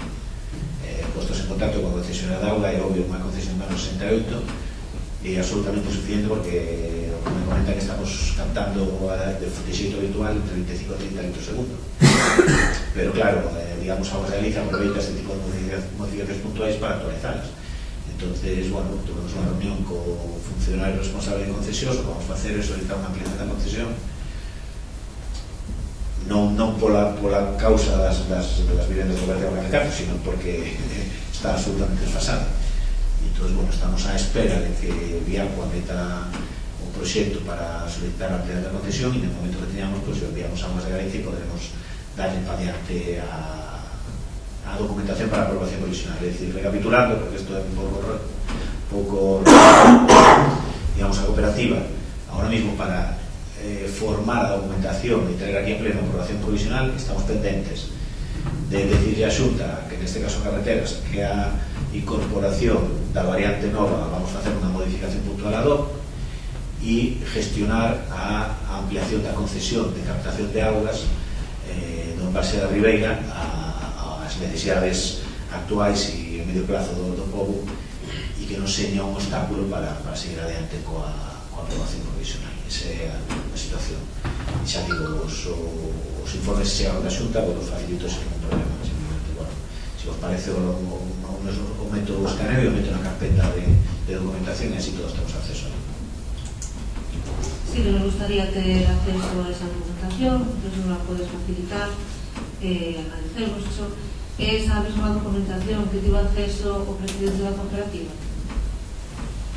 Sí, entendo que sí, non sei de que documentación me falas, pero que a única documentación, non é dicir, o único, xa digo, o único avance que houve, e además é o paso lógico, é dicir, tras a aprobación inicial, se recaban os informes, e neses informes che poden dicir, pues está todo ben, ou está todo mal, ou como neste caso che digo, pues, todos os informes favorables, salvo dous, que como digo, son os de estradas e o de aguas, o de estradas, porque pretenden o que se nos impón e que mezclemos o proxecto da variante co da cooperativa, que non ten ningún sentido, e nese no sentido que acabo de explicar vamos a operar. E o tema da concesión de captación de auga, que hai que actualizarlo porque non queda máis remedio, era unha concesión do ano 68 e quero dicir, naide contaba con que saliera isto, digamos, nos pedirán actualización de eso, e desde o ano 68 hasta ahora me consta que algo, cada vez que se fan modificacións puntuales ou plans xerais, pues algo se aproveita para actualizar as concesións de captación de auga, e algo que non supón ningún obstáculo, salvo o retraso que pode supoñer a actualización desa concesión, que evidentemente o Concello lle interesa facer canto antes, e neso estamos. Pero sí, non pode haber outra documentación nova, e nos señala esa cosa, é un paso siguiente para formar a documentación que traemos aquí a pleno para a aprobación provisional. Entonces, esos informes, que son o único novo que hai no expediente, pues lo meto na carpeta de documentación compartida, lo escaneo e o meto aí, e así temos todos acceso aí. Quería preguntar ao secretario unha cuestión de legalidade.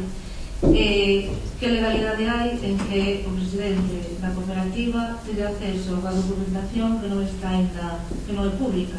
Porque nós non temos acceso a ela, nos trouxo a pleno. A pregunta é, esa documentación é pública? E a segunda é, podería ter o presidente da cooperativa acceso a unha documentación que non temos? Bueno, non sei se quere contestar o secretario, entre outras cosas, porque está facendo unha pregunta que supoño que terá que ver primeiro para informar, pero bueno, en calquer caso vou a dar a palabra claro que o caso concreto teño que perdón, creo que foi isto. O caso concreto teria que estudiarlo, vale? Non sei, a ver, o acceso aos expedientes, vostedes acceso completo con concelleiros, a única cousa que hai en principio é un pouco control, o sea, acceso dentro do vosso cargo, está reflexado xa na legislación para vos. Con respecto aos interesados tamén está regulado, en principio, lógicamente, os expedientes deberían de estar conclusos para acceder, pero bueno, entendo que en determinados casos podese permitir, descoñezo o caso concreto que estás falando, entonces tendría que analizarlo, non che podo dicir moito máis. O sea, eles poden ter dereito a acceso ao expediente? Poden ter. Que vos non teñades, non sei se vos lo denegaron ou non, pero tamén poderías ter acceso, pero habería que estudiar o caso concreto e ver que información protegida hai, que non hai, e todo iso. Non só con respecto a vos, porque en principio tedes por o vosso cargo o deber de respeto e confidencialidade, senón sobre todo con respecto a eles, pero non sei, se non estudiar moito máis ni nada. En calquer caso, entendo que o presidente da cooperativa, neste caso, como calquer persoa da cooperativa, entendo, son parte interesada, e, polo tanto, entendo que teñen o mismo dereito a ver o expediente, un pouco na línea do que di o secretario. Son parte interesada e o expediente está registrado no Concello desde o mesmo momento da súa chegada local. A información é accesible, non tiña conocemento, menos a mí non me solicitaste esa información, pero xa digo que hoxe non sei a que horas sairemos de aquí, pero mañá mismo colgo, escaneo o informe, que é o único novo que hai, o ponemos en disposición. Quero dicir, como se mo pedirades aí un mes ou cada vos tenerades por todo. Quero dicir, está registrado e evidentemente, pues, calquer interesado debe ter acceso a ese expediente, entendo esta enfermedade.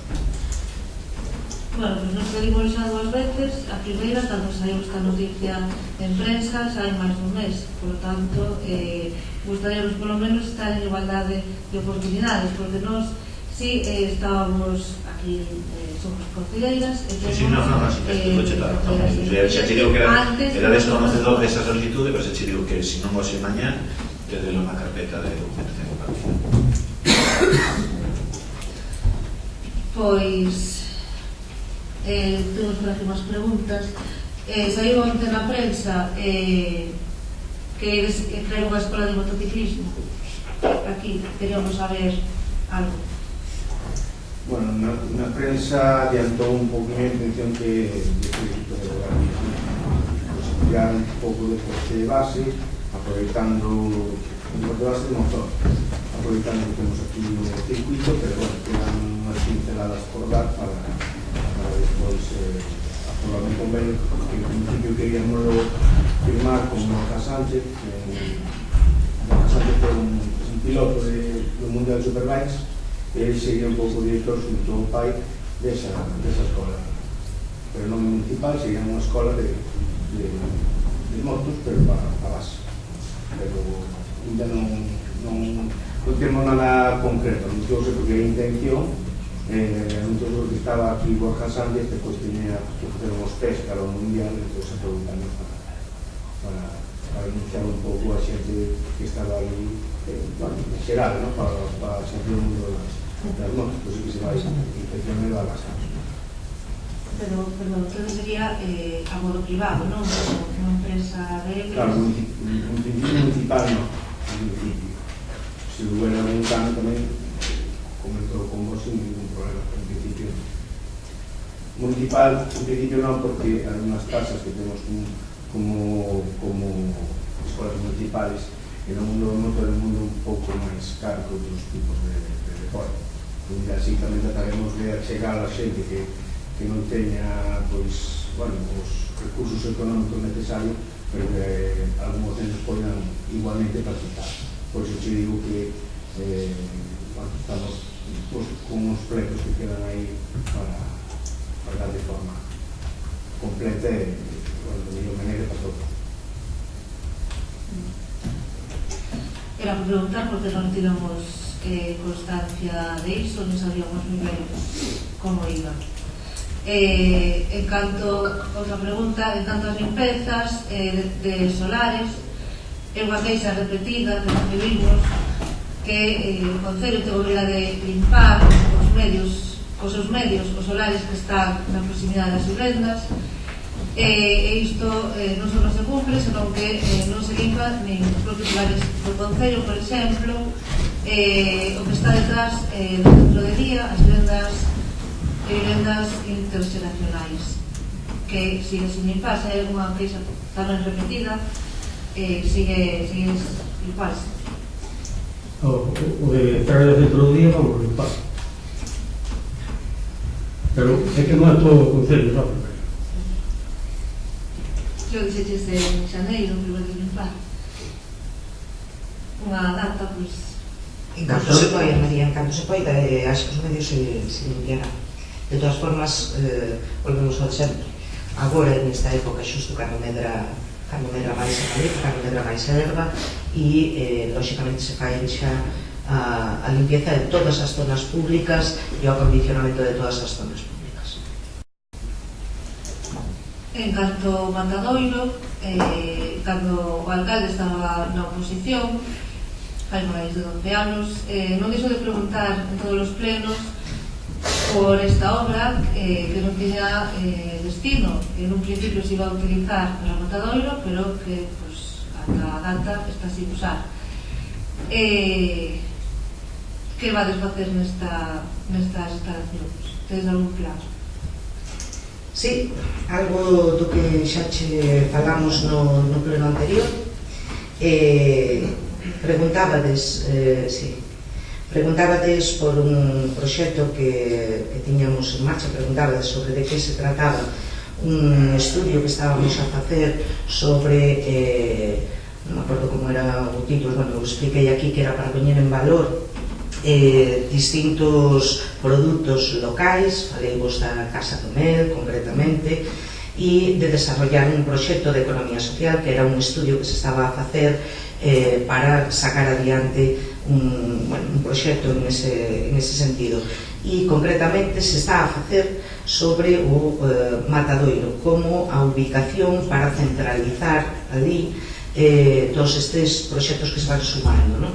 Entonces, ese é finalmente o destino que temos intención de darlle ao Matadoiro toda vez que se concluya ese plan de viabilidade que se está a facer e que, como vos decía no anterior pleno, leva como eixo central de todo este proxecto pois a propia Casa do Mel, non?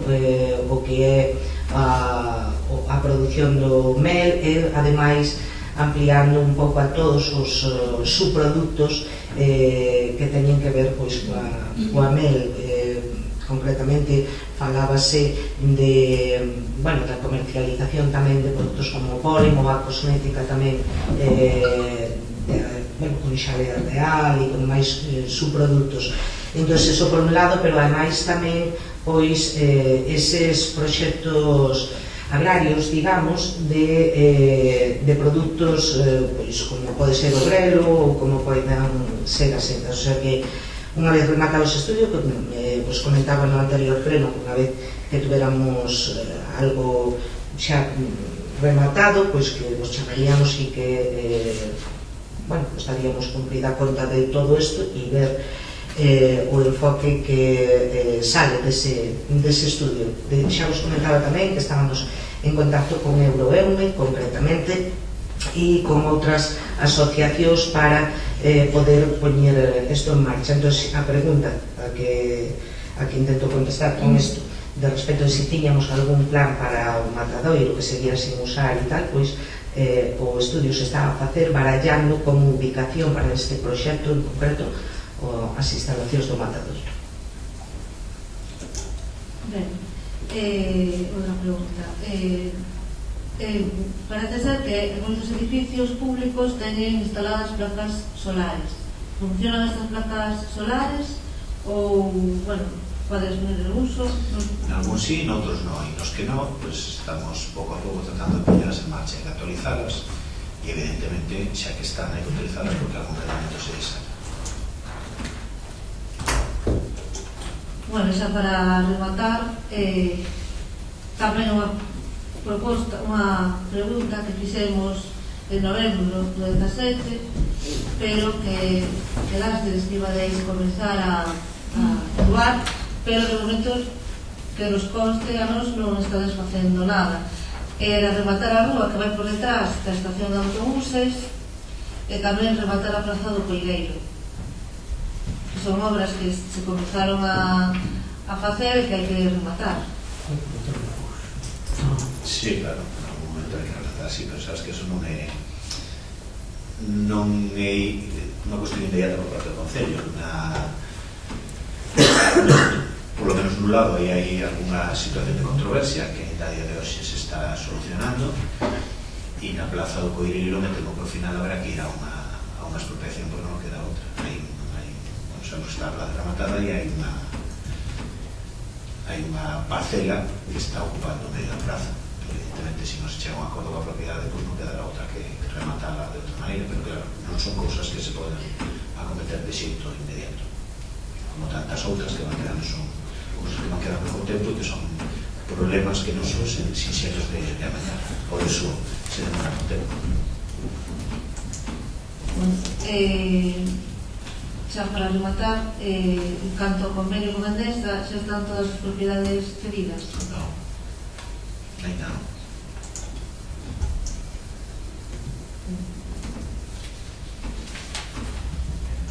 Sí, Mato, PNK. Vamos a aproveitar que temos contestacións a prácticamente todo o que se pregunta. Como sempre, Pico, como sempre. Acabo de empezar. Como sempre. Tranquila, vos te votar de menos. Ah, que sí. Vos te votar de menos. Sí. Pues, a ver, vamos a empezar. Mira, acabamos de pasar por unha circunstancia de unha pregunta que facía indirectamente un veciño, Carlos, que vive en Coente, e non lle pudemos contestar, non se lle pudo contestar neste pleno, porque, houve un consello por parte do asesor xurídico da Secretaría do Concello. O grupo de goberno tomou en consideración e dixo que aí quedaba, vale? Pois nos decretos que van a este pleno atopamos varias situacións similares onde os técnicos do Concello informaban desfavorablemente, pero, sin embargo, o grupo de goberno tomou esa decisión de tirar para adiante exactamente igual. Un exemplo, unha resolución donde se declara que Endesa non ten necesidade de segregar, de pedir a licencia para segregar unha parcela. Concretamente, a parcela donde está a Rodopala e donde está o Rodete, que aparecía no convenio asignado co Concello. Pois aí hai un informe xurídico da Secretaría donde di, entre outras cosas, que a resolución a que chegades pois que é ilegal, que non se pode facer, está prohibida expresamente. A ver, se queredes, eu leo o texto. Si contesto rápidamente. O texto di non está prohibida. Non é prohibida. ninguna novidade. É o mismo, digamos, afastamento do criterio da Secretaría que utilizamos para recibir o resto dos terreos rústicos anexos ao lago. É dicir, non hai ningún cambio de criterio por parte deste equipo de goberno, sino que utilizamos o mismo criterio e o mismo informe xurídico e técnico aportado pola Diputación nese momento. É dicir, non é que fixéramos algo ilegal e neste caso nos aportáramos do criterio da secretaria, da opinión da secretaria, sin máis, explicarlo todo.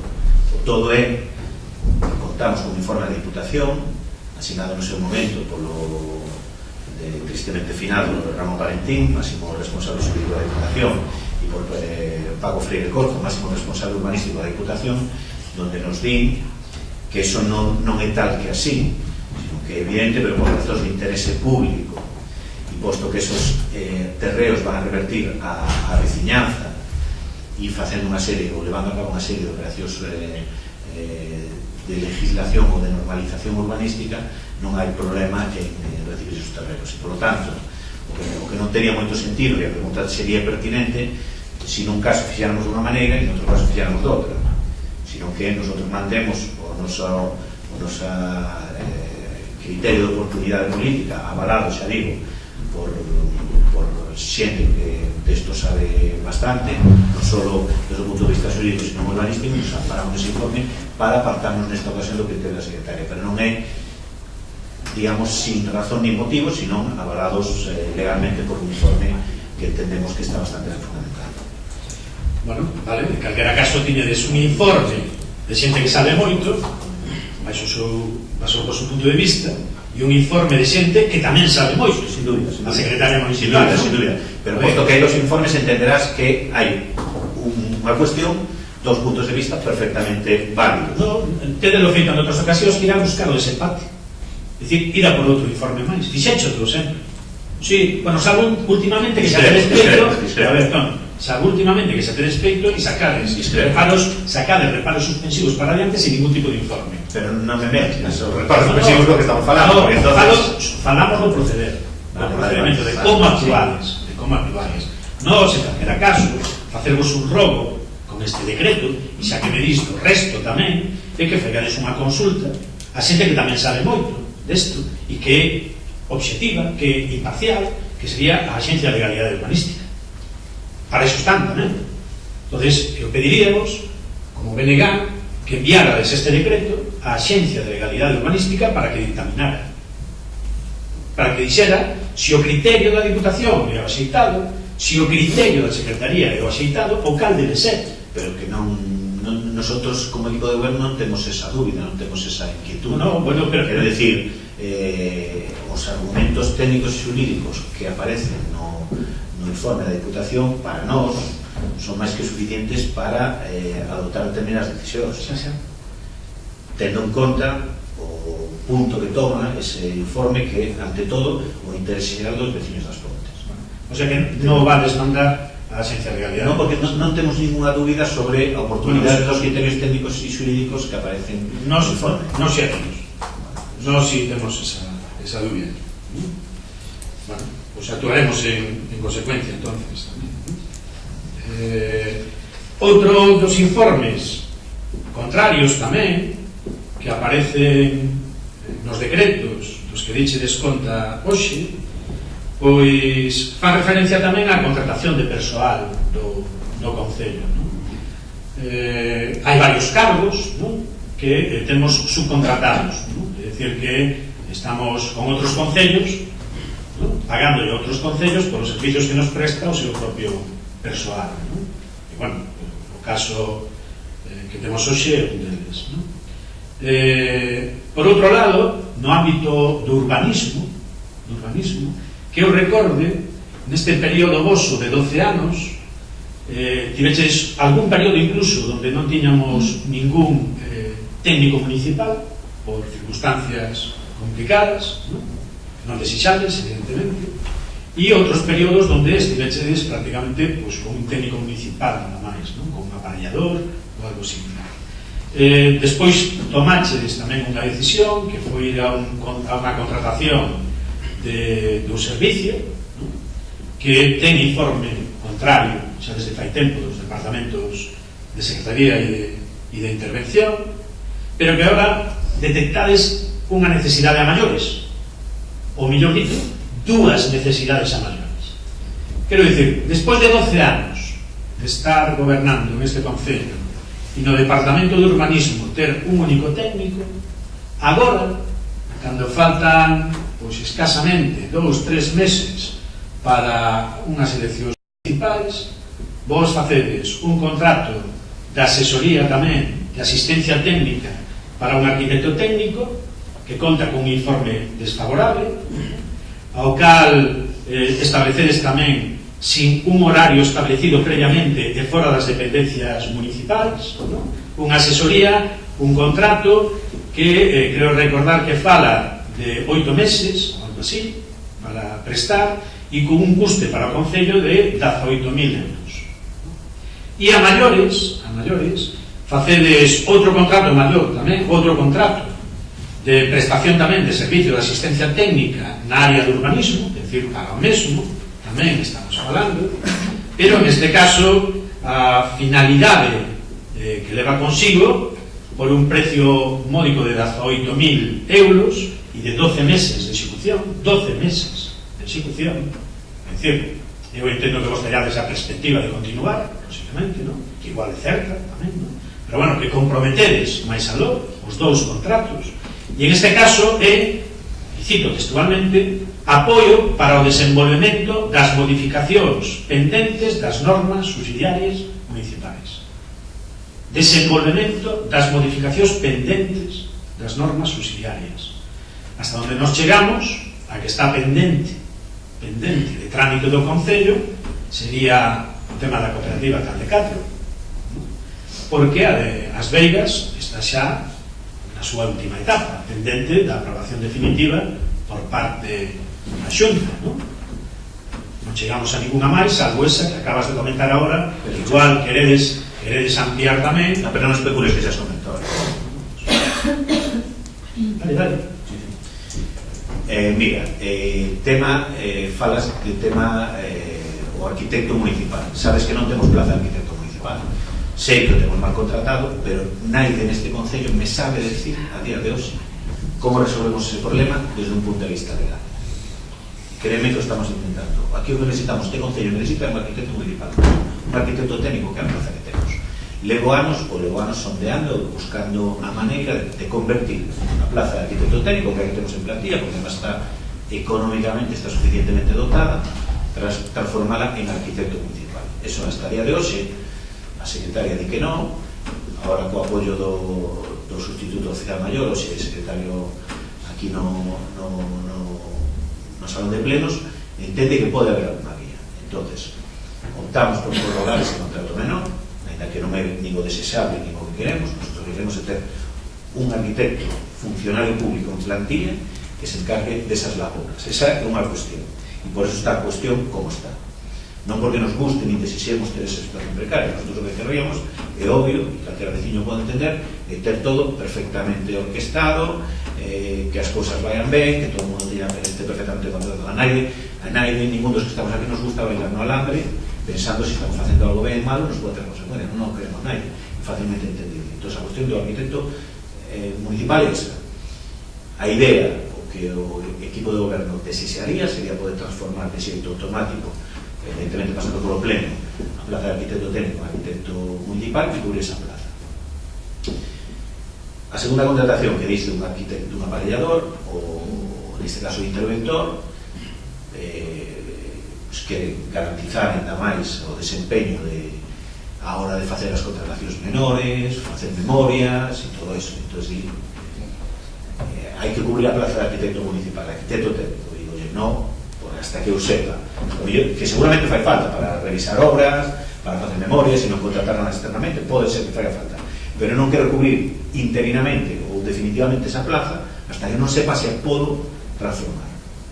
Por eso, desde a intervención se me dice, hai que, hasta fin de ano seguimos así, pero ano novo necesitamos alguén que faiga memorias técnicas, que valore, que verifique os precios dos orzamentos que se piden aos contratistas por contratos, ver que son precios de mercado, é dicir, o que está facendo non é ampliar, digamos, ou interferir nas competencias do arquitecto municipal, sino que se incorpora ao departamento de obras, non o de urbanismo, se non o podes ver no expediente, está no departamento de obras para revisión de obras. Sabes que ahora hai que revisar as obras cando se reciben, en fin, hai unha serie de controles a maiores por parte de intervención que quere ter, o interventor accidental quere ter aseguradas, e nos parece perfecto. Entonces, realización de memorias técnicas, supervisión das obras, recepción das obras, é dicir, máis que nada traballa para o departamento de obras, pero de garantía para o interventor municipal para traballar, digamos, con máis tranquilidade.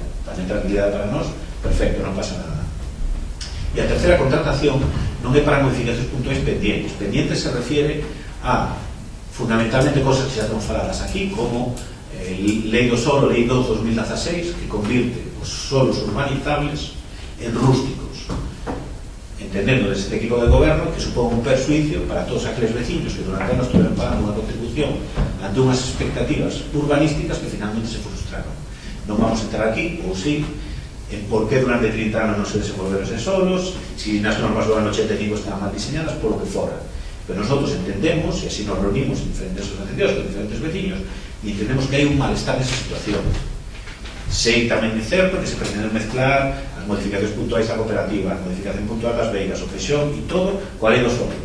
O urbanismo, todos que estamos aquí, hasta para min, que xa levo uns anos metido neste desempeño, e tuve que formar nese sentido e ler moito para ter unha visión desto e un certo entendemento, e non é tampouco espectacular, non me quero jactar aquí de nada, pero sí sei que hai un malestar nese sentido. Entonces, o compromiso deste equipo de goberno é nosotros vamos a repoñer cando menos a situación anterior, e evidentemente o que non podemos é repoñer unha situación no que esos solos urbanizables ahora rústicos señan inexecutables.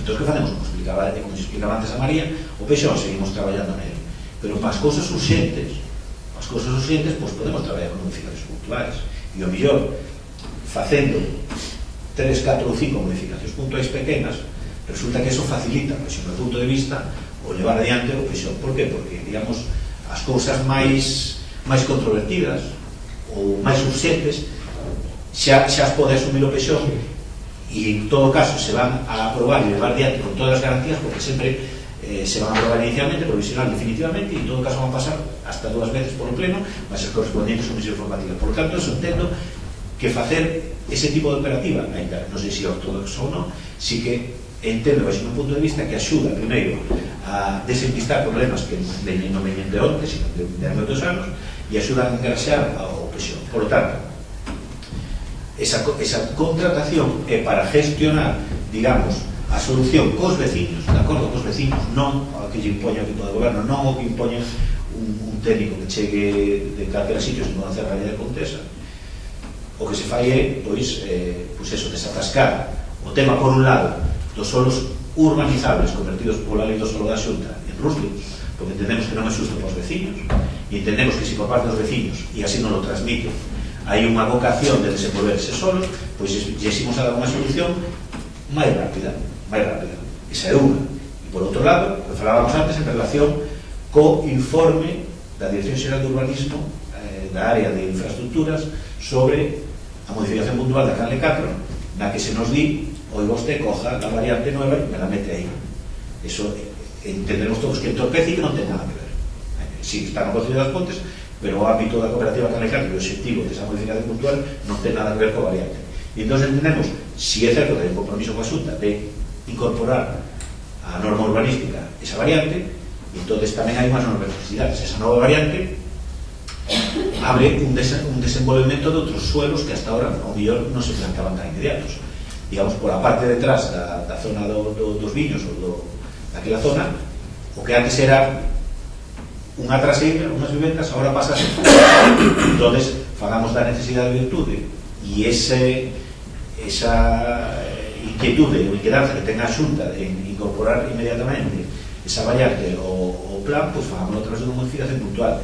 Desatasquemos, saquémola do que impón infraestructuras que meter na modificación da cooperativa, o único que vai facer é retrasar e entorpecer, e fagamos outra modificación puntual ad hoc que non pasa nada e desenvolvamos esa zona.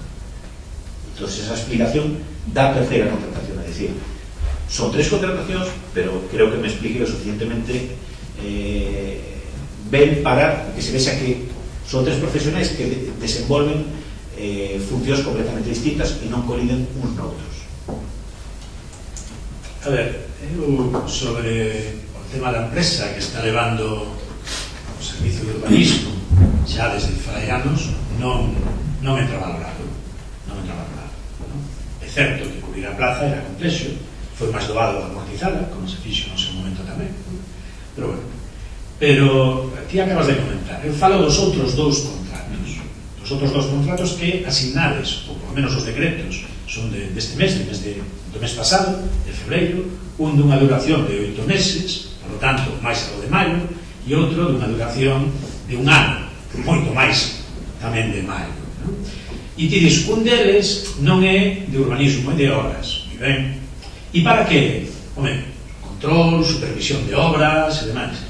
Que pasa? Que en 12 anos non se facía ese tipo de control, supervisión de obras. E queredelo facer agora, no mes de marzo, febreiro, marzo, cunhas eleccións municipais aí. A necesidade debería de ser anterior xa. Por outro lado, modificacións de normas, vale? Hasta onde nos recordamos tamén, o cambio da lei do solo non foi onte, non? Xa fai uns anos que foi asociado aí, e vos tomades a decisión de facelo agora, cando quedan 2 meses tamén para adiante.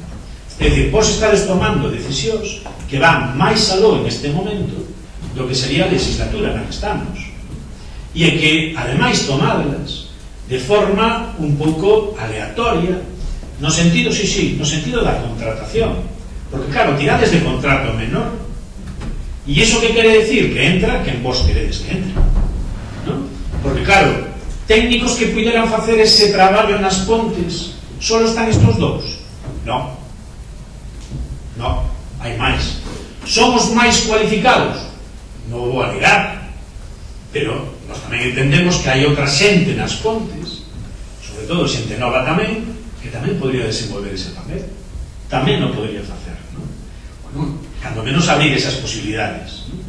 Ora, ti debes de entender, como nos parece a nós, que facer este tipo de contratos faltando 2 meses para rematar a legislatura despois de estar gobernando 12 anos e non detectar esas necesidades, cando menos chocante, ¿no? Entonces, nós o que pedíamos era unha explicación. Por que contratades como contratades e para que contratades?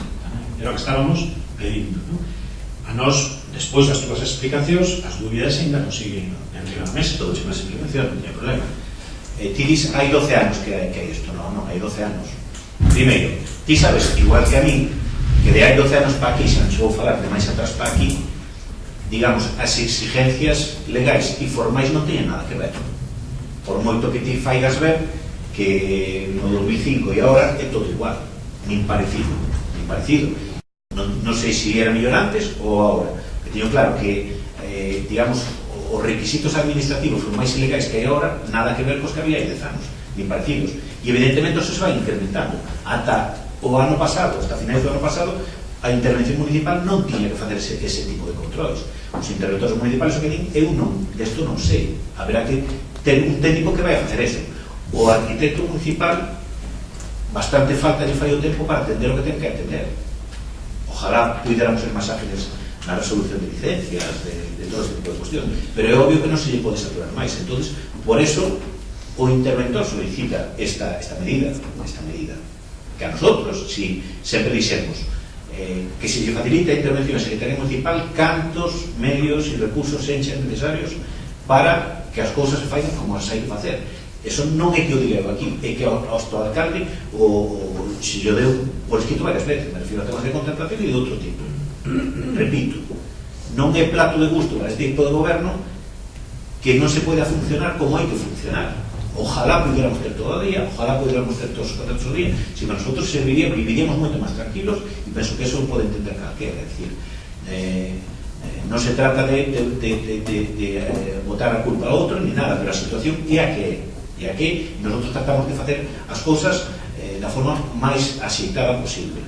No tema de contratación, dis, no, que facedes agora que son as eleccións. Non, que non ten nada que ver. É evidente que os solos urbanizables é unha cuestión que se puso en manifesto non hai ningún ano. Xa sei que é anterior, pero digamos que os veciños afectados manifestaran a súa discrepancia, a súa desconformidade ou directamente se enteraran, non hai ningún ano, porque eu, evidentemente, hai un malestar cando a mí se me comunica e evidentemente falta máis o meu traballo, me poño a facer reunións con eles para explicarles esa situación e con eles acordar unha solución. A miña idea era outra, que era acelerar o pexón, facer unha discusión pública e poñer todo en marcha.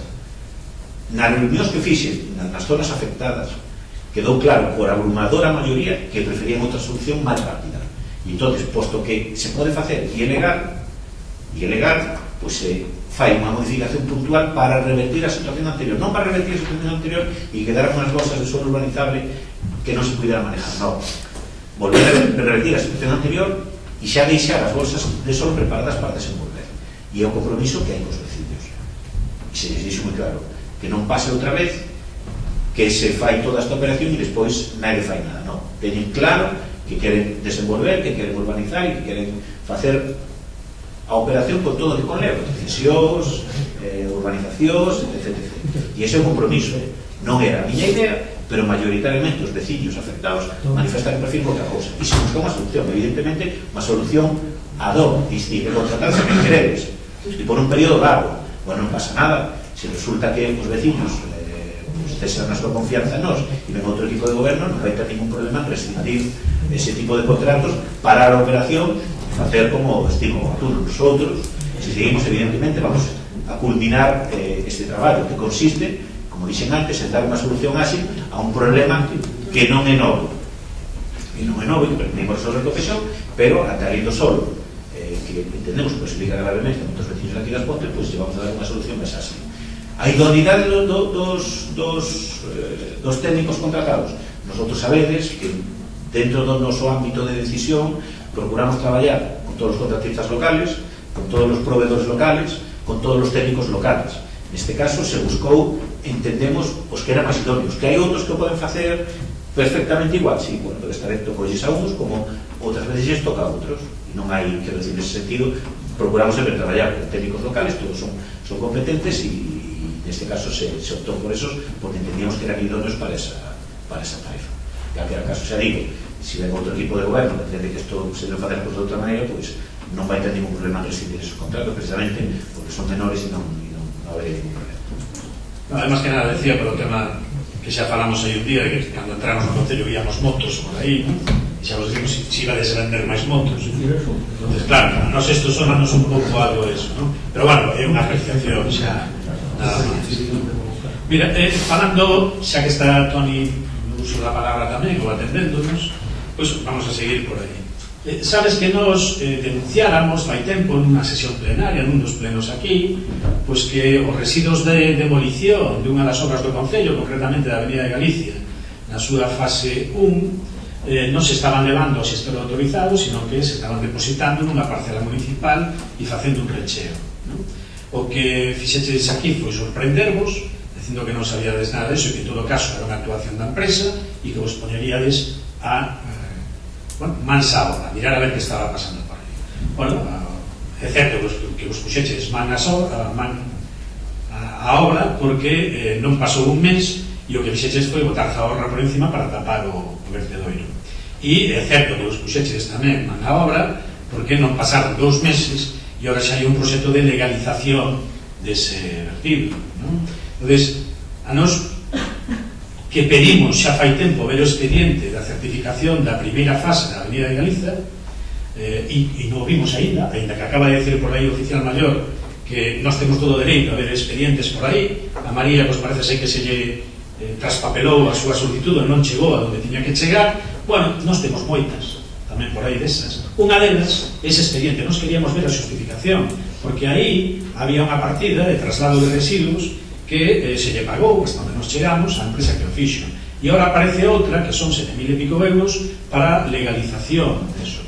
E non sabemos moi ben o que quere dicir ese 7.000 euros para legalizar, porque non di que se van a quitar os residuos de demolición e leválos a xestor autorizado, que é o que hai que facer, non? Sino que o que busca é a disculpa de que ali había terras, de que non hai un canle, aquelo unha bóveda, bueno, aquelo que está ahora tan en boga de buscar palabras que non digan o que teñen que decir e punto, non? Home, das a coincidencia de que a altura que ten o depósito que se fai ali é o que pode ter na legislación como máximo tamén, non? Hasta onde nós chegamos para facer eso non houve ningún tipo de autorización de Aguas de Galicia e tampouco ningún da Consellería de Medio Ambiente, que creo que son dos entidades que o deben de informar. Pois, se nos podes explicar algo de como está eso, sobre todo o que nos interesa é esos certificacións que se aprobaron e se pagaron contemplaron o pago de traslado de residuos. Segundo, esos 7.000 euros que aparecen agora no que foi o proxecto de legalización, co cal quero dicir que era ilegal, proxecto de legalización dese vertido, a conta de que veñen e que como se van a pagar, que se vai facer? Pois non sei, eu contoche dese tema que sei. A min preocupoume moito a referencia que fixestes nalgún pleno anterior e o primeiro que fixen foi asegurarme, evidentemente, de que os residuos xestionables da fase 1 da Avenida de Galicia se fixeran correctamente. Pedín informe por escrito ao director de obra para que certificase que se xestionaron esos residuos asintadamente. Se me aportaron os albaranes e toda a documentación de que eso foi así e nese sentido non teño moito máis que dicir, pero bueno, en calquera caso non teño ningún conveniente para ter unha comisión informativa con toda a documentación. Eso xa queraches de facela tamén, todo o día se dito de paso, non? Pero bueno, en principio diz que xa aportou os albaráns e todo. A ver, si esa mesma persoa, mismo técnico, é quen elabora o proxecto de legalización do vertido, como che pode certificar a vez que esos vertidos foron trasladados onde tiñan que ser trasladados e ao mesmo tempo facerche un proxecto para legalizar o vertido? Un pouco contradictorio, bueno. Non sei, eu teño claro que cada un ten a responsabilidade que ten e a mí, o director da obra da fase da Avenida de Galicia, eu teño a solicitado por escrito certificación acreditativa de que os residuos xestionables resultantes da obra da Avenida de Galicia se xestionaron acertadamente e con documentación. Repito, non teño inconveniente en facer unha comisión informativa con toda a documentación e a estudiantes. A mí o que me preocupaba era eso, que se puidera certificar e o ayuntamiento pagar por unha partida de xestión de residuos que non se executara, e eso podemos ter tranquilidade os que estamos aquí, os veciños das Contes, que eso non foi así. É dicir, os residuos foron xestionados e teño a documentación e a firma do director de obra que hai que ter a responsabilidade. Entendo que eso será así. Bueno, nos dixemos, porque tamén nos dixeches que ibas a tomar cartas no asunto, que ibas a mirar e tal, e falaches tamén da certificación do director de obra. E advertimos que non se certificara nada porque nos tiñamos reportaxe fotográfico do que ali había. E aí non temos. E sabemos o que hai ali soterrado, o que hai tapado.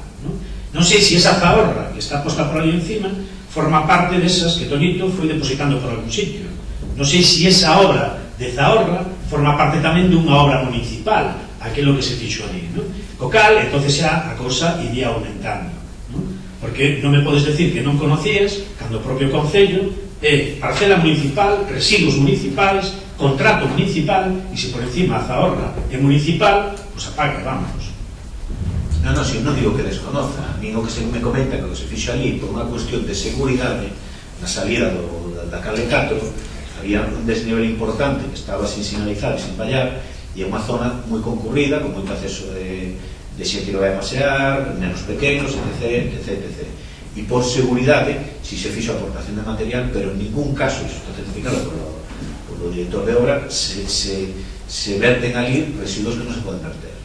Eso está documentado e certificado. Eu o que non vou facer é dudar, digamos, das firmas dos técnicos. E se eso non é así, pois alá cada quen coa responsabilidade co que firma. Eu só digo as averiguacións que eu fixen. Primeiro, teño que garantizar e asegurar que non se certificase e pagase o Concello por unha xestión de residuos que non se fixo. E iso documentalmente está acreditado. Co cal, tranquilidade absoluta. Segundo, firma do director da obra de que ali non se verteron residuos xestionables. E o que se fai é esplanar e nivelar unha superficie, como ben dice, municipal, por cuestións de seguridade. Si hai algo de certo, é que tendo que haber pedido permiso a Aguas de Galicia, non se pide. Entón, o que se fai, a legalización non consiste en legalizar o que ali hai, que aí documentalmente non hai ninguna dúbida, nin a máis mínima, de que ali non hai residuos xestionables, sino o que se fai é legalizar a obra, digamos, pedir permiso a Aguas de Galicia a posterior, que sabemos que non é ortodoxo, pero evidentemente eu me entero e procuro facer as cousas ben. Primeiro, eso, asegurando documentalmente de que ali non se fixe nada que non se podía facer, no sentido que se certificara e pagara a xestión de residuos que non se fixe. E segundo, que se verteran ali residuos que non se poden verter. Eso está documentalmente acreditado. Bueno, pues, volvo a repetir, igual que xo dixemos xa na primeira ocasión. Nós temos reportaxe fotográfico, fai a comisión, poñémoslo arriba da mesa e tomas a decisión despois que teñas que tomar. Por certo, volvo a preguntar, pagáronse 2.000 e pico euros de xestión de residuos e agora, a maiores, hai un proxecto de legalización que fala de 7.000 e pico. Querese decir que se pagaron casi 10.000 euros por todo eso? Eso non se pode contestar porque eso non. Bueno, pues se diría entonces... Che contesto que o que sí, seguro, porque evidentemente cando me trasladas esa noticia preocúpame de que se me acredite documentalmente isto que estou dicindo aquí, que además é así. Garantizar que non se certificaron e pagaron por unha xestión de residuos, é dicir, está documentalmente acreditado con toda a documentación e coa firma do director de obra. E está firmado e acreditado que aí non se verten residuos xestionables. A partir de aí, o resto das cuestións, como non podo ter na cabeza, as desconozo, pero non teño ningún problema en confrontarlas nunha comisión informativa. Bueno, pues eu pedireche que fixeras con urxencia, ademais. Tamén noutro pleno sacamos a colación o tema da sinalización das boliqueiras, que tamén se quixo poñer en valor no seu momento con un proxecto da Diputación, e a sinalización figuraba augas mineiro-medicinais. Preguntamos aquí se había algún expediente, a propia Monse dixo que non se tiña tramitado nada, nos fixemos a consulta diante do organismo competente, temos por escrito a contestación que nos di que non hai ninguna auga mineiro-medicinal declarada neste Concello, por lo tanto, volvemos a insistir, e xa non sei se por enésima vez, que se modifiquen as señalizacións de augas mineiro-medicinais nas boliqueiras. Hasta onde nos chegamos preto na carretera, hai 3, na estrada, nos cruces, que, cando menos, que poñan boliqueiras está ben, pero que non se engane ao personal poñendo augas mineiro-medicinais, porque non son. Nos faríamos o robo, unha vez máis, de que se retiraran esas sinais. Antes había un tema que comentou María tamén sobre o proxecto da escola esta de motociclismo. Bueno, agora acaba de Chicho aí o mismo que aparece na prensa, dicindo que Tembrás avanza que vai ser o encargado de dirixir esta escola, o piloto Borja Sánchez, e ademais vai estar o seu pai tamén para dirixir a escola. Bueno, é unha escola municipal ou é unha escola totalmente privada que terá despois un convenio co Concello para ceder as instalacións, uso de instalacións ou que seña? Como ya se le dixen antes a María, pues estamos niso, nese camiño de enfocar se será mellor como escola municipal ou como non escola privada, e un convenio. Ao final vai nos representar esa escola un club onde pertenecen tanto Borja como o pai, pero vamos a mirar como a mellor maneira sobre todo os partidos. Vale, correcto. En todo caso, faigas o que faigas, non sei se dará tempo de facelo xa, pero se dá tempo e iniciades algo, recordarche tamén que hai uns procedimentos que hai que facer. É dicir, eu non podo anunciar que vou montar unha escola municipal e decir que a vai a dirixir alguén. Pero non, bueno, non dixen nun momento que fora municipal. Digo eu. Pero que quede claro que non dixen bueno, nun momento que estou fora dicindo, municipal. Vale, pero tampouco lle podes facer o encargo pola prensa a naide. Seña convenio con unha entidade privada, seña co que seña, non podes encargar a nada pola prensa. E iso non xo teño que decir nin nós, nin o BNG, nin eu personalmente, sino que serían xa os teus propios compañeros e compañeras e non xa sabía nada pola prensa. Pois non te fixo unha periodista e punto. No, a ver, aquí fala das túas declaracións, sí. Además entre comillas. Sí. Falei con ela, igual como nos estamos falando aquí contigo, con María. Quero dicir que non é a primeira vez que ocurre que sacas algo tamén anunciando que cando hai que facer previamente un expediente administrativo e non se ten feito, non se podía dedo. Vale, é o que estamos dicindo. Mira, tes outra noticia tamén que aberto o prazo para inscribirse nas clases de jumping gratuitas. Non? Poderías explicar un pouco en que consiste estas clases? Son unhas clases, son unha modalidade que consiste en unhas camas elásticas individuales, e, bueno, pues, propúxose facer esa actividade, parece moi interesante, novidosa, pouco agresiva anatómicamente, sobre todo nas articulacións, un traballo aeróbico, pues, bastante interesante. Entón, pues, por darle un poquinho de variedade ás clases que se están dando desde o Concello, as actividades que se están dando no Concello, parece moi interesante que quixen poñer isto en marcha para que a xente de aquí poida probar esa actividade. Se funciona e se está contenta, pues, bueno, pues, intentaríamos seguir con esa actividade, si seguimos, non? Esa é a intención. Que nas vai impartir? Unha monitora que ven de Viveiro, Lorena... Non me non. Vale. E hai entón xa un contrato para eso ou algo? Sacouse xa a proposta de gasto? Fixose todo eso? Non, porque non fixemos a proposta de gasto porque non vai superar o límite para pasar o contrato. Son uns meses hasta xuño, incluído, e, bueno, pues, parece interesante que se pode aprobar isto, uns meses, pero non fixe proposta de gasto, pero fixe. O sea, non faz proposta de gasto porque non vai a... Non vai superar o orzamento que me pasou os 3.000 euros. 3.000 euros. Entón non é necesario facer proposta de gasto por 3.000 euros. Sí, pode ser, pero non é indispensable. Non teño problema, se hai que facer os países. Non, Chicho, a ver, entendo que che estou dicindo, eu digo, nos preguntamos por isto. Primeiro, xa non importa tanto o procedimento en sí, porque non é a primeira vez, xa digo, está Toni ali, o teu compañero, e podache decir como é o tema na área económica. Se hai que facer proposta de gasto por 3.000, ou se 3.000 é pouco, ou é moito. Non sei, que cho diga él, nós non vamos a decir. Nós temos a opinión, non é fundamentada, vale? Iso primeiro, míralo. Porque se ora dis, non teño nada feito e xa vai a empezar o curso, xa está a persoa tamén para impartilo, bueno, iso xa empeza a ser máis preocupante. Preocúpanos tamén esa apreciación que diste de que non é nada agresivo, que a actividade non é nada agresiva. Quen che deu esa información de que non era actividade agresiva?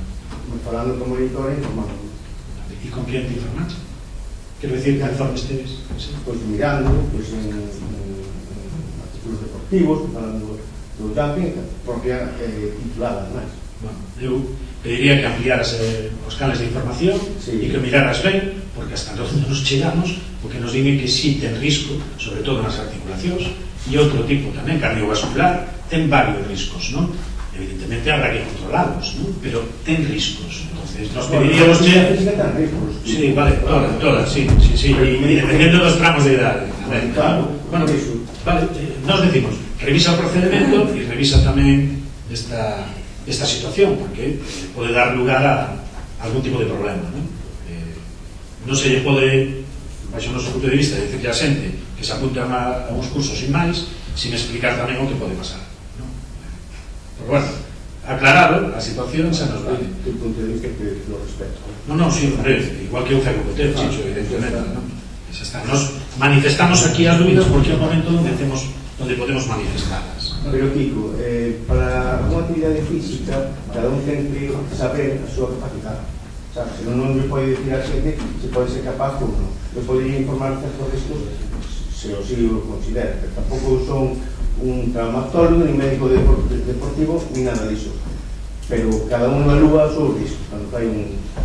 Bueno, nos o que miramos é a noticia de prensa, bueno, noticia que sale na web do Concello. Aquí non aparece ningún tipo de requerimento especial, solo se fala para adultos, máximo de 10 alumnos, 45 minutos e tal, pero non se pon en ningún momento que pode haber algún tipo de requerimento, abstenerse e tal, ou os riscos que pode hacer. Non, punto. Nos entendemos que é unha actividade con risco. Tipo hai entidades de carácter público tamén que asesoran destas cousas e que a súa consulta non implica carto ningún, non? É unha consulta incluso, bueno, con xente pues, que podemos entender que está chegada a vos, incluso pues, con algún candidato que vais a ter para as municipais en alguna vila do país tamén, non? Que está encargado de eso. Pero bueno, vale. Sí, perfecto. Mirade, unha cosa tamén, xa nos chamou a atención noutros decretos tamén o tema da segunda man, ¿no? Bueno, parece ser que compraches un coche para a televisión local que era de segunda man, 5.000 e pico euros, ¿no? E ahora, pois non sei se está comprada esa cámara, pero o sistema desde logo non é o sistema tecnolóxicamente máis avanzado, nin o que tiñamos, ¿no? Estou vendo que aí que o operario anda metendo cartuchitos grabando aí, despois non sei iso a que dá lugar, ¿no? Pero bueno, vimos un decreto donde aparecía pois un custo de 4.700 euros que era para unha empresa que tradicionalmente é a que ocupa o Concello nese sentido, que era para adquisición e arranxo de cámaras. Non sei como está esa situación, porque neste pleno, igual que no anterior e no anterior máis, pois o sonido non se pode directamente aos micrófonos, está posto o sonido ambiental, agora vemos o das cintas metidas aí, outro día era unha cámara de aluguer. Non sei se cando Toni falaba con María da residencia esa que vai a cometer o Concello, se lle dá tempo, pois se facía referencia a esos servicios que se hai que pechar e que sobran servicios, xa estaba pensando tamén no tema da radio e televisión local, non sei, pero si nos gustaría que nos explicaras un pouco, as cámaras están arranxadas ou por que temos ese tipo de cámara hoxe aquí, non? E xa non digo, pois a noticia aquela que sacamos do Ministerio, porque para ir a gravar a Madrid valen perfectamente os técnicos municipais, non? Ou, palo menos, eso nos pensamos. Mira, podes contestar a pregunta. O demais xa son as túas apreciacións que che canta facer, entón non vou entrar a elas. As cámaras mandanos a arranxar, unhas cámaras que están estropeadas, e ademais unha para comprar unha desas cámaras, unha das que había efectivamente de segunda mão. Agora mesmo non che podo decir se xa están aquí, en todo caso lle direi o coordinador da radio e da televisión local, porque non sei o material que veu xa, se xa están arranxadas todas ou falta algunha, non o podo contestar agora, entón lle direi ao coordinador da televisión e das radio locais que che pase información de se xa están todas arranxadas, se xa están todas aquí ou se falta algunha por vir ao respecto desto. É o que che podo adiantar agora mesmo. Moi ben, pois moitas gracias. Algún tema máis? Outro día tiñamos un convite para asistir á xornada de portas abertas, creo que ponía no antigo local do polvo, hoxe local de usos múltiples, non? Bueno, nós non asistimos, xa dixemos que non íbamos a asistir, entre outros motivos porque non estábamos de acordo con todo o que se estaba facendo ali, non? Pero despois, cando vimos na prensa, bueno, nas propias páxinas web, pois que o que se fixo foi inaugurar, porque a placa que está posta ali con área recreativa o Cerro, inaugurado o 2 de marzo de 2019, sendo alcalde don Valentín González Formoso. Inaugurado o 2 de marzo. Hasta onde nos chegamos, nesa data xa están prohibidas, dende esa data xa anterior, están prohibidas as inauguracións pola Xunta Electoral. Non sei se erades conscientes ou non erades conscientes, non? Dende logo, o alcalde Valentín González Formoso sí debería de ser consciente, porque uns días antes negouse como presidente da Diputación a ir a inaugurar as obras de Riazor, non? E ademais cito o que di a información de que o ente provincial señalou que a placa podría terse colocado sin necesidade de facer acto formal algún durante os 4 últimos meses. Pois era, se podíades explicar ese diferente comportamento. Sí, te explico xo rápido tamén, Kiko. É mentira o que estás dicindo, porque a placa da caseta do pulpo, da zona que se